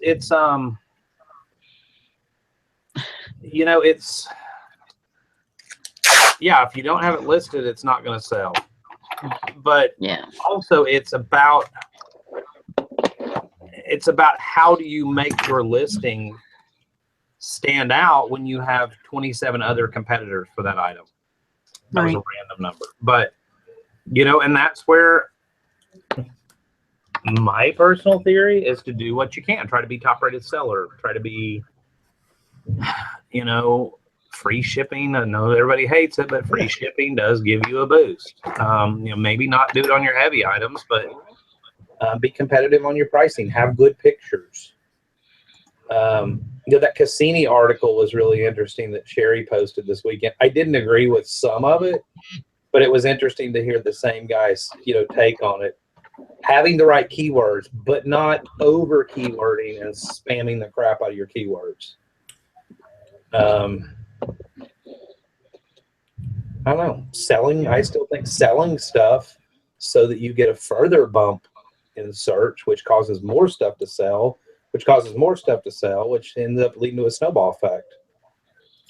Being in the right category and right category. But you know, if you're listing from sell similar, like looking at completeds that sold, you know, and there's 25 of your specific widget that sold, and for some reason these couple people up here at the top got higher dollar amounts, you know, it's probably because they were in the right category or used the right title. Copy what they did. Copy what they did. That's how I list 58 items in a day. I literally look up my item. And I have a tab open, price plus shipping highest first. I find the one at the top and I click have one. Do you have one like this? Sell yours now. Boom. If I like their title, I leave it the same. If I like their category, I mean, obviously what they did worked. I leave that the same. I may tweak it just a hair, and then just short and sweet descriptions. You don't need a freaking book about how your dog doesn't smoke and you don't smoke and you know, this item is gently. your dog doesn't smoke. I only ship on Wednesdays. I only ship on Wednesdays. Gently and lovingly worn, and if you don't pay for this item within 48 hours, I'll open it. You know what? All that's written into eBay's policies already. Leave all that. Make a description what it is. A description. You don't need all that crap. That's already written in the back end of the policy. They already know how you're going to ship. I mean, I do. You mentioned free shipping just to kind of reiterate it in case they didn't see the free shipping thing to begin with. But I just keep it simple. I use a cut and paste in good use condition. You know, like this menu in good use. Well, I did put a little bit more blurb because it was worth some money, but let's say this wasn't that menu. It was just I don't know, an old sign. In good use condition, measures 10 inches by 11 inches or 9 by 11 inches. You know, see pictures for condition detail. You know, good pictures will speak 1,000 words. And I look at too many people's listings, and I think sometimes people make things overly complicated. You know, definitely. I use a lot of sell one like this and copy other people's stuff. I don't know. I can go off on that tangent. Oh, I get frustrated. I want to see people succeed, but then I hear people go, I listed 4 items in a day. And it's like, well, how many hours? 8 hours. It's like, how the hell could it take you that long to list 4 items? I don't get it.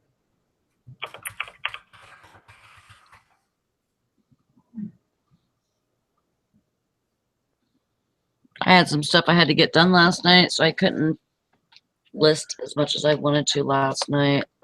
But excuses are like, Assholes and everybody has one. And they all smell different. Yeah. Or look different from this. Hello. Hello, Moto.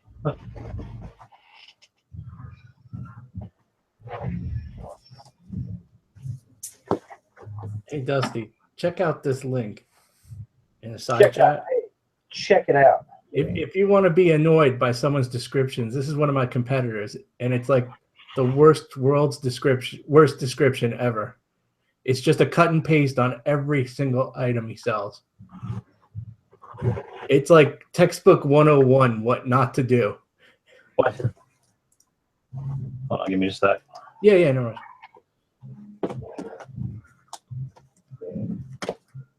And then I slice my finger with the razor blade. Awesome. All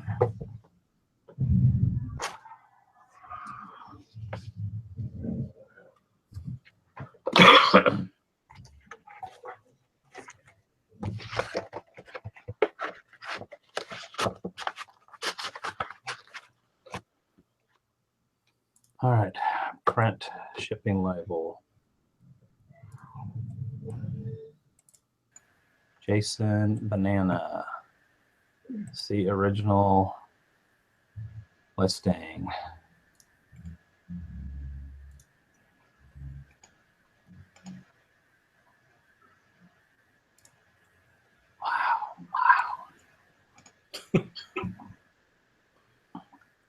Wow, 5-day handling time. What's up with that? Yeah. Is it always that way, or are they just on vacation? No, it's always like that. This guy does the absolute worst service. But correct me if I'm wrong. Is it a guy, because the name kind of implies that it's a girl? It's his girlfriend's account.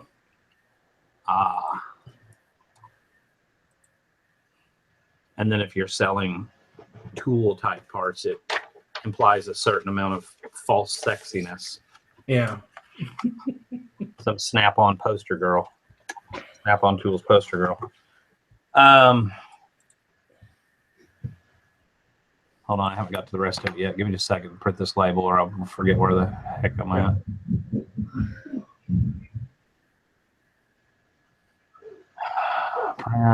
Print. All right. Crappy picture, not enough resolution, so you can't zoom in on it. That's my first thought. Guys, if you don't take your pictures at a high enough resolution, you will lose that feature where people can hover over it with their mouse and it zooms in and shows detail.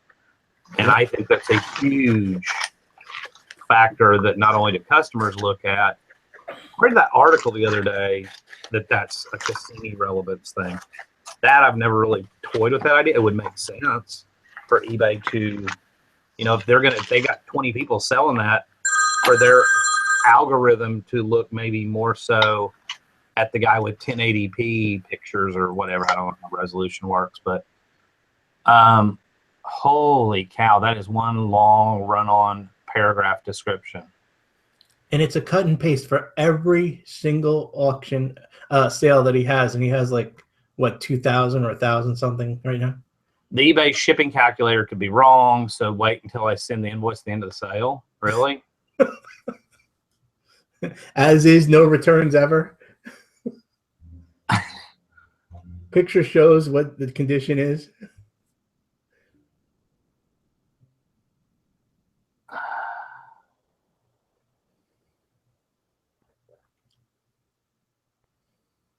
I answer all my emails and will try to work with you as best as I can. I will, however, not be bullied or blackmailed. There seems to be some buyers that try to shave money off or claim things that are not true. So please, if you're one of these people, do not bid. Wow, grouchy old man. He's actually a young guy.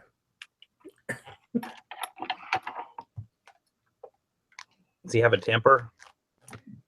Because that reads to me like somebody that's got either an ego or a temper. I've never met him personally. My friend has. But I've even bought one or two things from him in the past, and his packing job is horrendously bad. Look, oh my God! Even I knew where he was from without even looking at the location. Yeah. The attitude says it all. Yeah. That just kind of sorry. I'm not going to say where he's from because I'm going to tick off everybody that's from that state, but it's kind of the truth. Wow. And what's amazing about that is that somebody can get well over 10,000 feedback. That's because he's still selling tools. People still want them, you know. And it's been around, and wow, and that's since 08. Yeah. See other items. When this guy first started, he would blast everything at $9.99 auction, and would like the prices would be so low it would be pathetic. He must be a one-man show. The 5-day handling time's extreme, and I think It's a two-man show. It's him and his brother or something. what's jacked up about that. How'd this person manage to get top-rated seller if their handling time? No, they can still have it. They just won't get the discount, correct? Right. I think it's just top rated instead of top rated plus. But they won't get the final value fees discount. And they're selling, 1,200 items sold in the last 90. So they're selling 400 items a month with an average selling price of probably $50 plus. Yeah, it's a lot of stuff way over. That's a pretty huge savings to try to get that extra final value fee discount. Yeah. Wow. And he doesn't clean anything. As soon as it comes off the truck, it just gets an instant photo. Sherry, it was the second one that you guessed. If they're guessing which state it was. I totally was. And that's just been my experience. Actually, Sherry said, yeah, that state is my first guess, actually. Yeah, it's what it is. It's and it reflected to me as a buyer, and I guess if you're buying tools and industrial machine parts and stuff, you're not really going to care, but to me as a buyer, if I had a choice, I probably wouldn't pick that guy.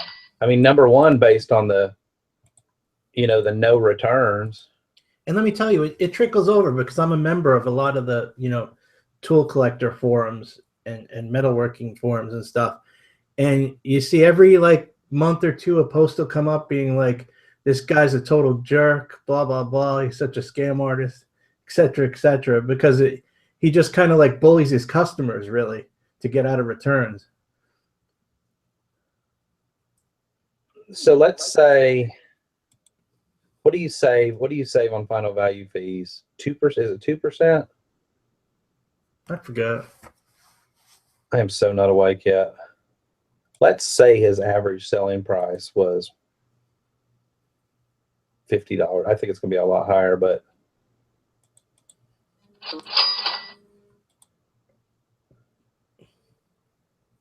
so he's doing. Stop. Get it. He's probably doing 30,000 a month. 30,000 a month. You're.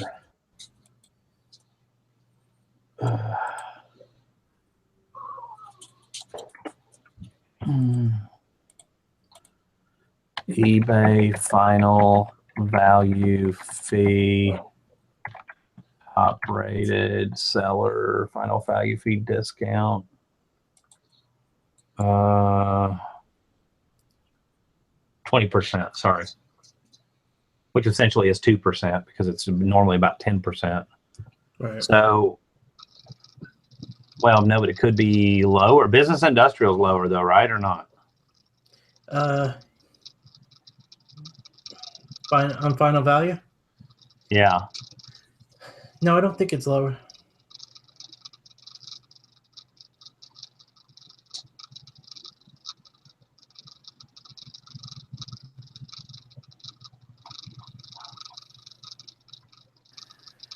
And there's almost never a discount. Let's say you're doing, I'm so not awake enough yet, 30. What, he could have more than that because he's charging shipping on top of that, and you're going to charge final value fees on your shipping too. So let's say $40,000 times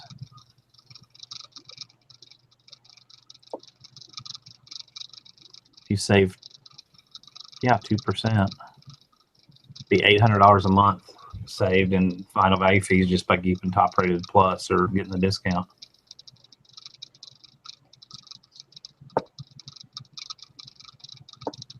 For $800 a month, you can't get your stuff out the door. I mean, I get it kind of because the person is selling some bigger stuff. That's going to require some. Well, though, then again, most of it's shippable, fairly easy. Well, the bigger stuff I'm seeing local pickup only. Yeah, I mean, there's a couple of, like, toolboxes which are a little annoying to pack, but nothing over the top. Yeah, I don't think he does any type of freighting, so I think anything big is local pickup. It sounds like somebody's just set in their ways of whatever, and I think there's a point where you just need to go on vacation and re-examine your whole model, and that sounds like somebody to me that's a prime candidate for it. At least he has an eBay store, I guess. Hey, there you go. That's worth something.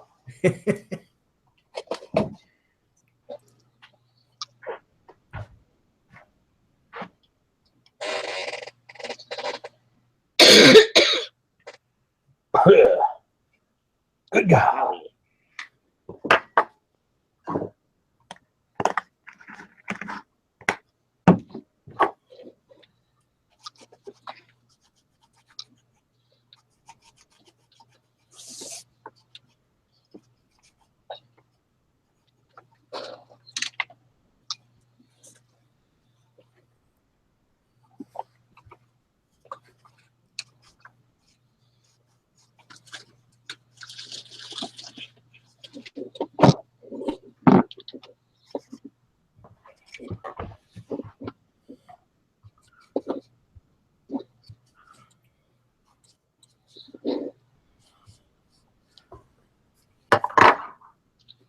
Somebody gassy, or is their chair gassy? Is that you?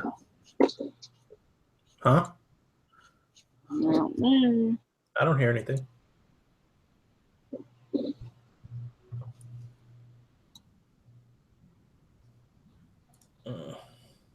What?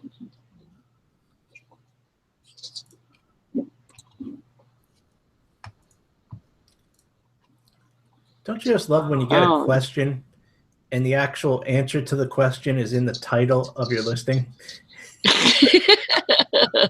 Yep. Not just in the description, in the title. Yeah. Yep.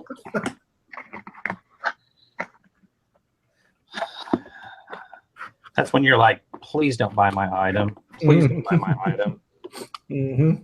Somebody else will buy it. Please don't buy my item. You're going to be you're going to be trouble because you can't read. I don't think I want all buyers. You know, if it's an item that's going to move and somebody else is going to buy it, I mean, it's a decent selling item. I mean, I've got a guy lately that it's a toy. It's a vintage toy. And he has made me, it was priced at like $35. Now it was at like $39.99, and then it was on sale for like $35. Free shipping, best offer. He offered me 20, offered me 20, offered me 20. And I'm looking at the completeds and I'm like, I know it's going to sell. It's a rare, still sealed toy. But it hasn't sold. I'm not in any huge hurry on it because I know that I'm going to get, minimum about $35. And so it's on its third relist. I do stuff for 7 days and then I'll relist. Sorry, it's just the way I do stuff. And he gets 3 offers every time it's listed. So we keep going around and around. Every time it gets listed, $20, $20, $20, $20. So finally I just took it, and it's broke my own rule, but I priced it down, and then he finally came up to like $25.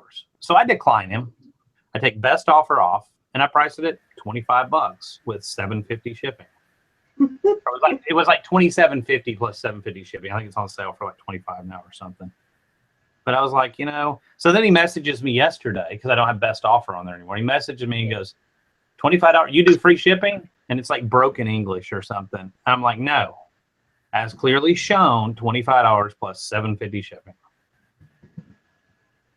At this point, it's one of those like, I don't care if I sell it. He's just, I mean, literally this guy, I've probably had total, since it's been listed 3 weeks or so, I've probably had like, 3 and 3. I think there was another in there. I mean, we've gone back and forth with offers and counter offers at least 10 or 12 times. That's crazy. It's like, okay, you've already shown me your hand and shown me you want it. Now you're going to pay my price. Does that make me a douche? No, if it was me, I would have raised the price up. I thought about it. And I don't let lowball offers or whatever get to me, but I know what this particular item's worth, and I'm not really into the. At this point, it's just kind of been based on principle, Oh, it's not even the point of a lowball offer at this point. It's the constant back and forth.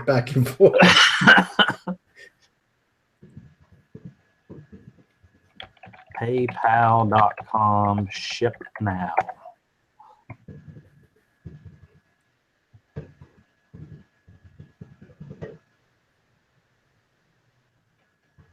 All right, Zilke, you douchebag. He's picking on me. No, Dusty, you do other things that are douche-worthy. Never said I didn't.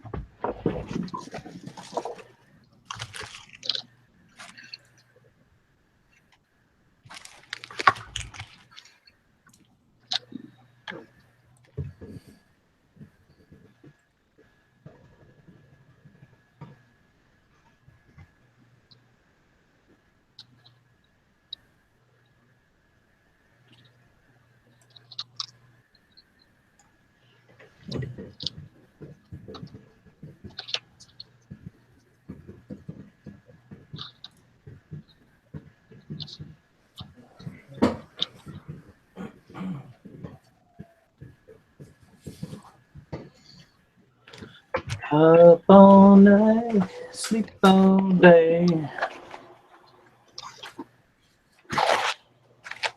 Mhm.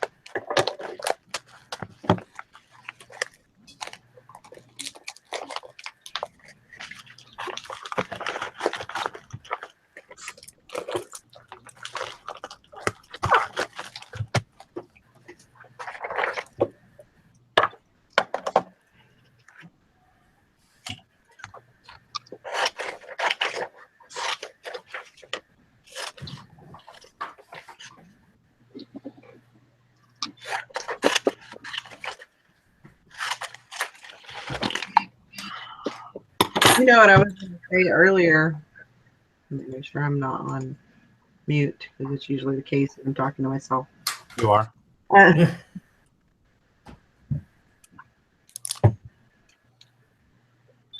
I'm alive. What was I going to say? Senior moment. Anyway. Our old guy moment, as Sally would refer to it. Yeah. Old old gal moment, I guess. I I'm not- sit here dozing off. Sally, you need to go to bed.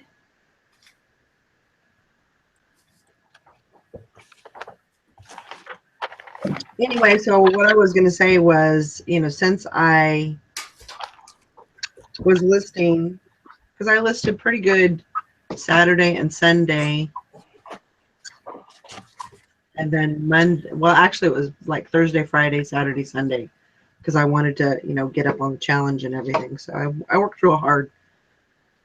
But the last the last 3 sales have been from Sunday's listings and Monday's listings, which is awesome. I think that's really good. I got 2 sales this morning for things that I listed yesterday. I usually don't get a good turnaround like that. Usually they're, the things that I sell have been on there for, a while. So that was pretty, that was an incentive for me, to get rid of those things, those items. And that tells me that I'm doing something right. Maybe because I did like free shipping on the remote. I know. I usually don't do free shipping, but items I will do free shipping. If I do, this is my theory. If I do a free shipping on anything, I don't do an offer. I don't do best offer. And that's how I can kind of control that price. I do my sales, but I usually won't do the best offer. And that way it kind of controls it a little bit. So I'm not, I mean, if you have an item for $8.95 and you have free shipping, that's going to be $3 plus, your fees. You don't want to come out, even or making $1. That's my thought.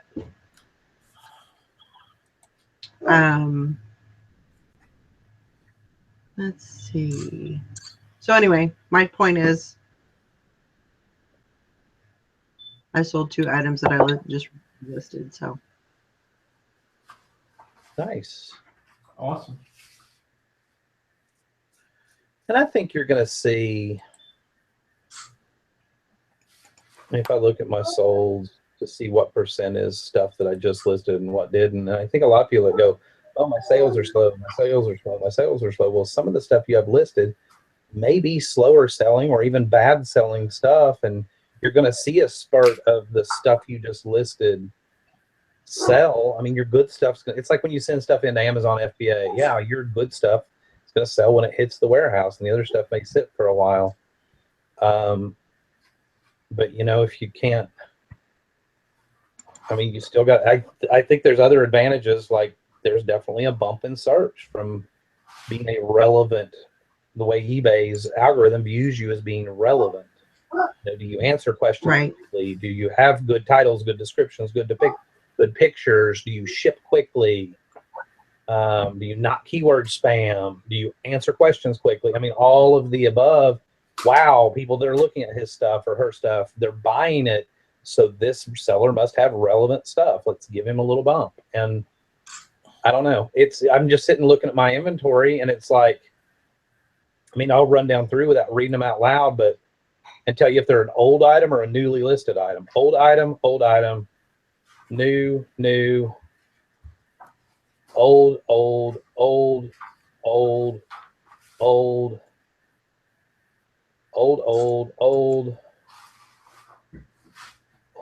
new, old, new. I mean, so you get I mean, it's really, I don't know what that was. Maybe 10% of my stuff that sold was newer stuff. Right. But this older stuff that's been sitting there for a while, and I didn't change anything. I didn't do any bigger sale necessarily. Why is it all of a sudden? Why am I getting a lot of sales on that stuff? Right. And good items at the right price point will always sell. Right. As long as your description's at least, decent.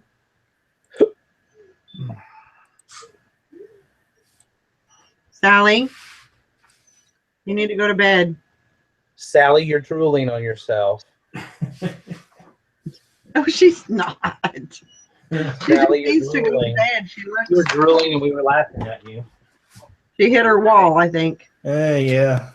Look at her. Night night.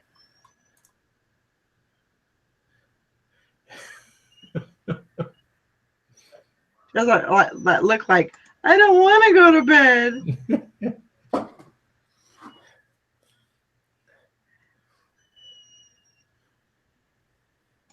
You know, and I think it has a lot to do with, you know, because it's taken say 2 years to build up to, you know, build up my listings, and I think Here she comes. What are you doing? I think when you start listing and then you evolve into, you know, you learn a little bit more about how you should list and, you know, what keywords you should use and what you know, how you should arrange them in your listing and your item specifics. I think that all has a lot to do with. And so,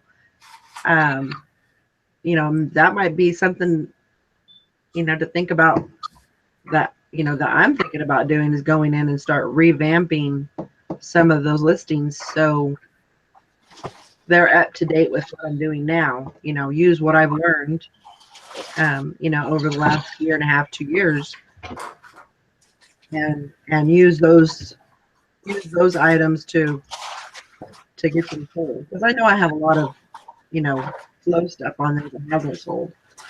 So that's what I need to like look into.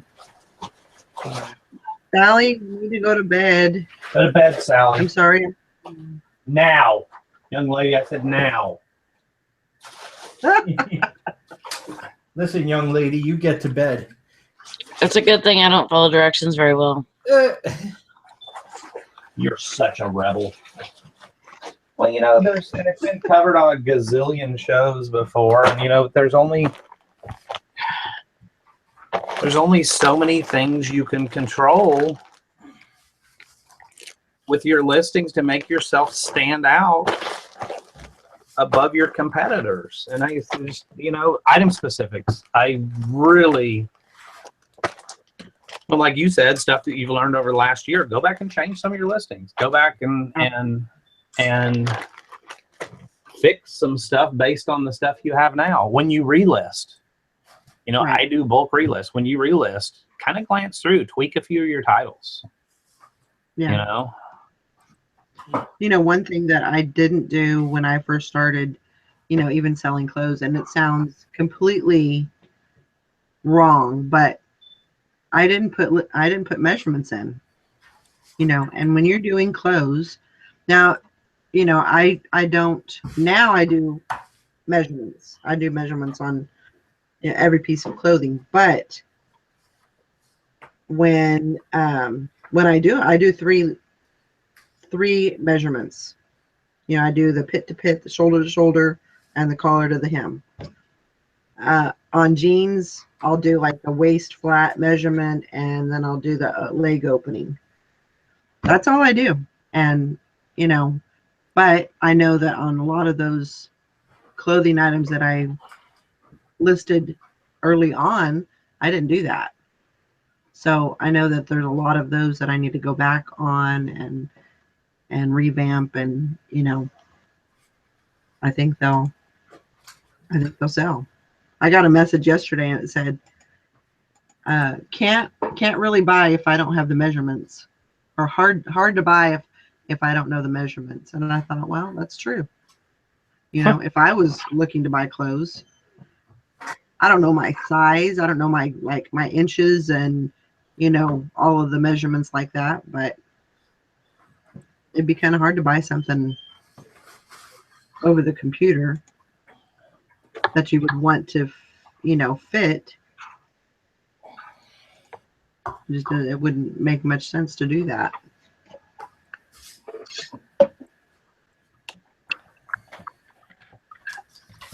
So that's going to be something that I'm going to put on the list to work on. You know, even, yeah, I don't, you know, definitely don't have time to go through every single one of the listings, but not, you know, like in one day, but I can gradually get there. and do some revamping.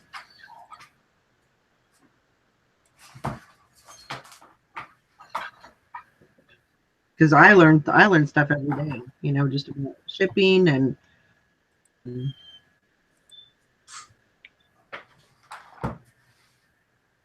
so you tend to, you know, that's why we're all here. We're here to learn.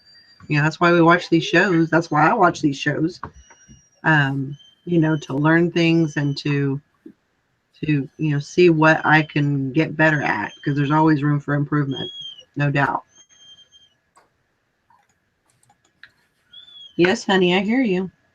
But I want to go outside, Mama. You just came from outside. But I need to go outside again. I have bladder control issues. But while you're at it, I need a milk pole. Come on. Jason's working so hard. I know. I have 225 of these catalogs to do. Didn't you tell me the other day you were putting all your drafts and your catalogs and everything together, and you took 600 pictures in one day? Oh God, yeah, that wasn't catalogs. That was just the tools. Yeah. Let me tell you, my back's still hurting from that day. Jeez. Yeah, and I edit them all too, because I crop and everything. Or just a Mr. Mama, huh? Or just Mr. Mama, huh? That was a lot. But but at the same time, I only take photos maybe once or twice a month instead of every day. So I don't know. I prefer it like that.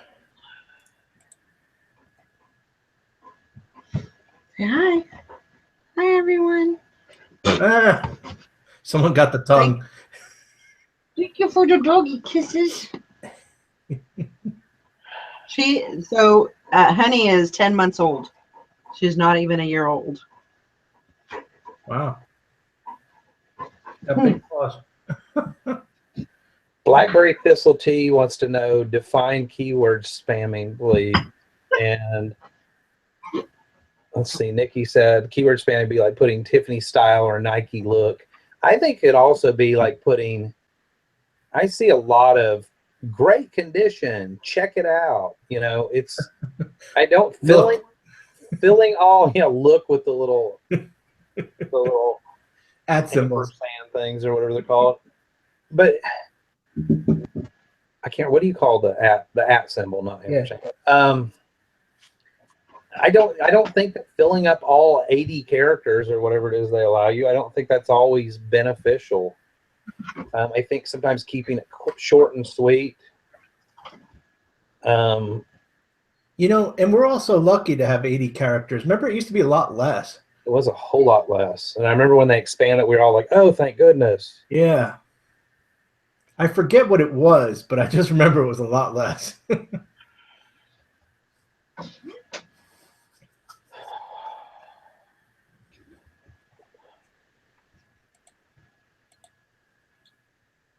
I really need to go get in the shower, but I just took an offer on something. I've got the item sitting here. Want to get it packed up? No, it's packed up. It's ready to go. I'm just waiting for them to pay. I'd like to go ahead and get it out today. And it never fails. I'll get the bathtub or the shower or whatever, or in the bathroom, knowing the mail could run at any time, and that's usually the time they pay. Yeah. I actually have to leave in a little bit to go back to the shop because it looks like I have 7 packages to pack now. I was hoping to stay home today. Dadgum those buy it nows. Yeah. Damn buy it nows. Sucks.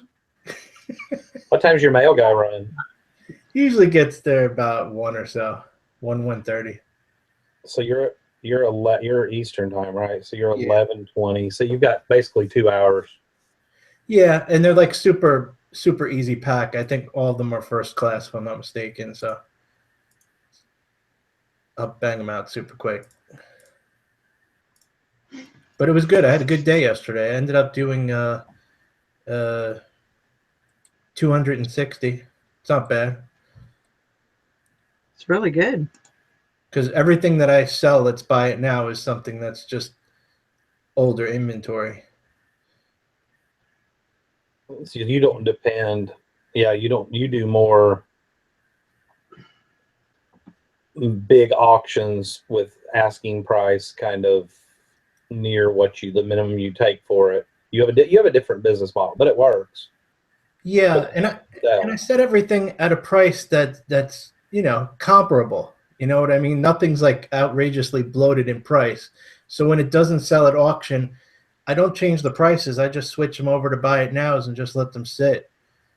And then most of them will eventually sell. And the ones that don't, when I go to in another 30 days to list the next X amount of auctions, I'll switch those back to auction, so that I have even more auctions running. Huh. So you'll run them on auction again. Right. After, either 30 or 60 days, yeah. But there won't be that much left, really. Right. Just a few stragglers. Not including, I don't auction off the long tail fixed price stuff that I have a quantity of a lot of, Right. which is actually what I've sold mostly. I think $160 of that is long tail stuff that I sold yesterday. Right. And when I have auctions up, like right now, the other stuff gets more visibility. It's probably why most of these sold today and yesterday.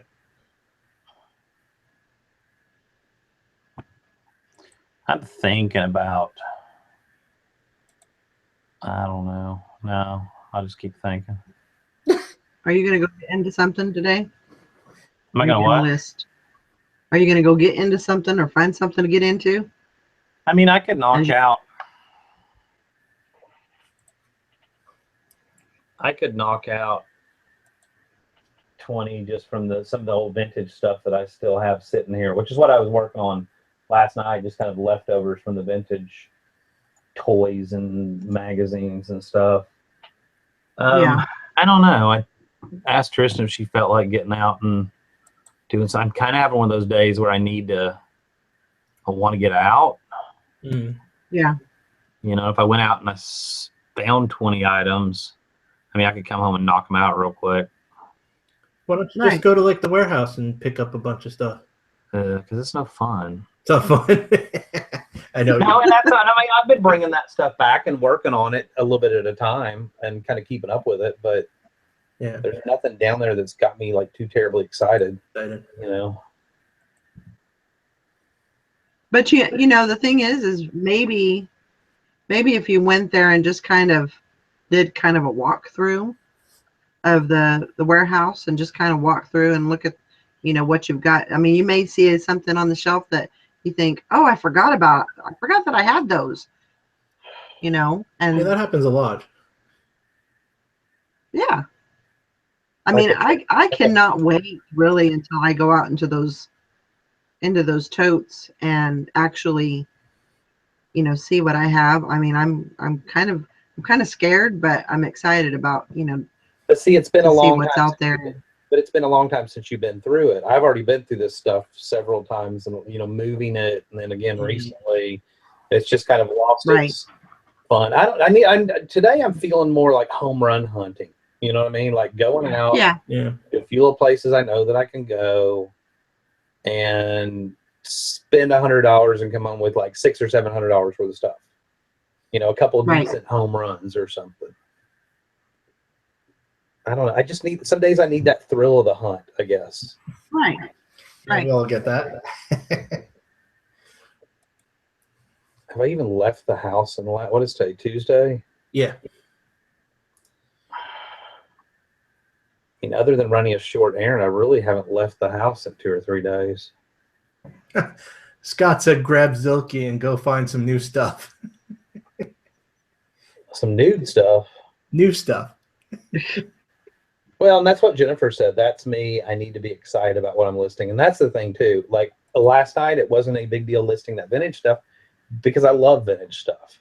I did the research on the little paper place cards and learn some more about that brand. And I love that aspect of it. But, I've got 2 totes full of industrial parts sitting here that are probably worth some crazy money that are left over from a big load that I bought 2 years ago, and I've made killer profit off of. I mean, way thousands of dollars in the profit. And I was showing Jason a couple of the items yesterday, but I'm just not feeling like sitting down and sorting through industrial parts and cleaning them and doing research today. I think if you keep your options open to do what makes you happy that day, or what you need emotionally, or what you need mentally, then it makes the business so much easier. You know what I mean? Like, I know when I need to list, and yes, I'll force myself to list, but I'm at least going to list the stuff that I enjoy listing, Right. Yeah. Yeah, I think you have to have that excitement about it too, to kind of keep you going.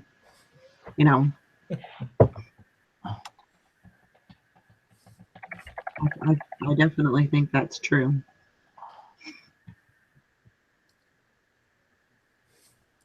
Yeah, I was just gonna say I'm actually gonna head out. I got to get to the shop and get that done, so I can get back here and start doing more catalog pictures.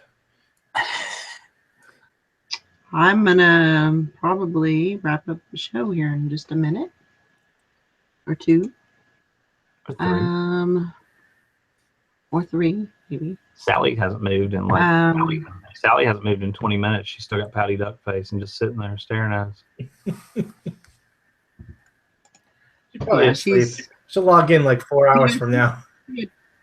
Yeah, she told me she said she was going to sleep last night, take a little nap, and then she didn't. So she'll probably be out for. She actually really believes in getting 8 hours of sleep. So she will, she'll probably be out until she goes to work. Yeah.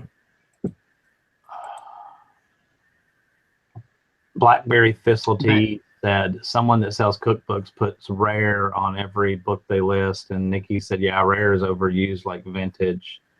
Yeah, I totally agree. And what gets me about vintage is, and yeah, times change. 80s is probably considered more vintage, but I love it when I see stuff from like the 90s or 2000s that has vintage in the title. I'm like, really? Was the person listening at like 20 years old? Vintage can still be used as a fairly decent keyword, but not rare. I'll put rare on an old book that I have the only one and I can't find any information. I mean, it's got to be really, really, really, really rare for me to. Let's see how many of mine have the word rare in it out of 955 listings. It's going to be embarrassing if it's like 47. And I'm like, wow, I overuse that. Hold on. Searching. I love the fact that their eBay search is so slow.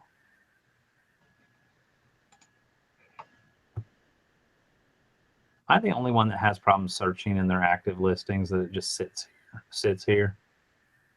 Yeah, I have the same problem. Hey, Nikki had an inventory glitch. She sold an item she couldn't find and had to buy it from Amazon and send it to the customer. Weren't we talking about that earlier with the storage unit inventory? I have 14. Yeah. I have 14 items. Actually, one of them needs the word rare because that's actually the title of the item, so that's not whatever. A couple of them, I think, 2 of them are ones I listed yesterday, old cigarette cards. I must have just copied somebody else's, not caught the word rare on the end. And then the rest are pretty legitimately rare. There's 1 or 2 of them that shouldn't have that, but 14 out of 955 isn't. I mean, like I said, vintage isn't a bad keyword. Like when people are searching in a category that the product is still made today, but they're looking for an older version of it. I have 171 items with the word vintage in them, but I do sell a lot of vintage.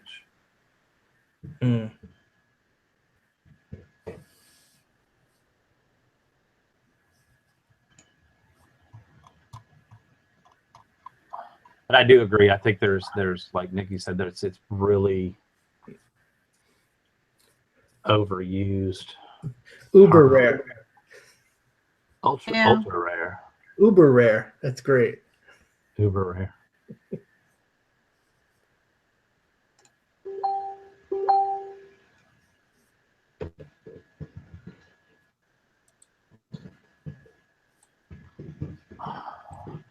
You know what? I don't think I changed. Did I change that phone cord quality back down? After I sat here and talked about it? What the hell? Uber rare has 437 results. Uber rare. Because when I go shopping, I search for only stuff that's uber rare. Oh, that's not just rare, that's uber rare, honey. Look at that. I don't even know how the hell you spell Uber. Before the car company came along, it was just wasn't it OOBER? It's UBER. I thought that was just the car company spelling. No, No. it's actually German. It means like you know. Oh yeah.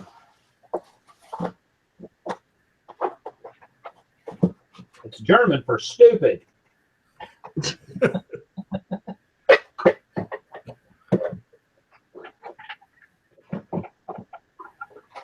German for nobody wants that. Especially when they put rare and it's an item. There's like 65 of them on eBay. Yeah, that's probably not what you would do.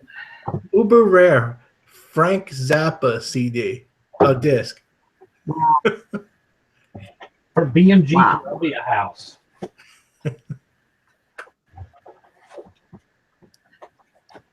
2, 4, 6, 8, 10, 12, 14, 16, 18, 19. 19. Revise. All right, guys, I got to take off. All righty. See you. We'll see you tomorrow, maybe. All right, sounds See you, good. Leroy. Bye, Felicia. Bye, Felicia. All right. Well, it was a good show, and we're going to go ahead and wrap it up for the day. Everybody have a great day. Get your 20 listings in. If more, the more the merrier. So many cha-chings to you, and we'll see you tomorrow. Bye. Bye.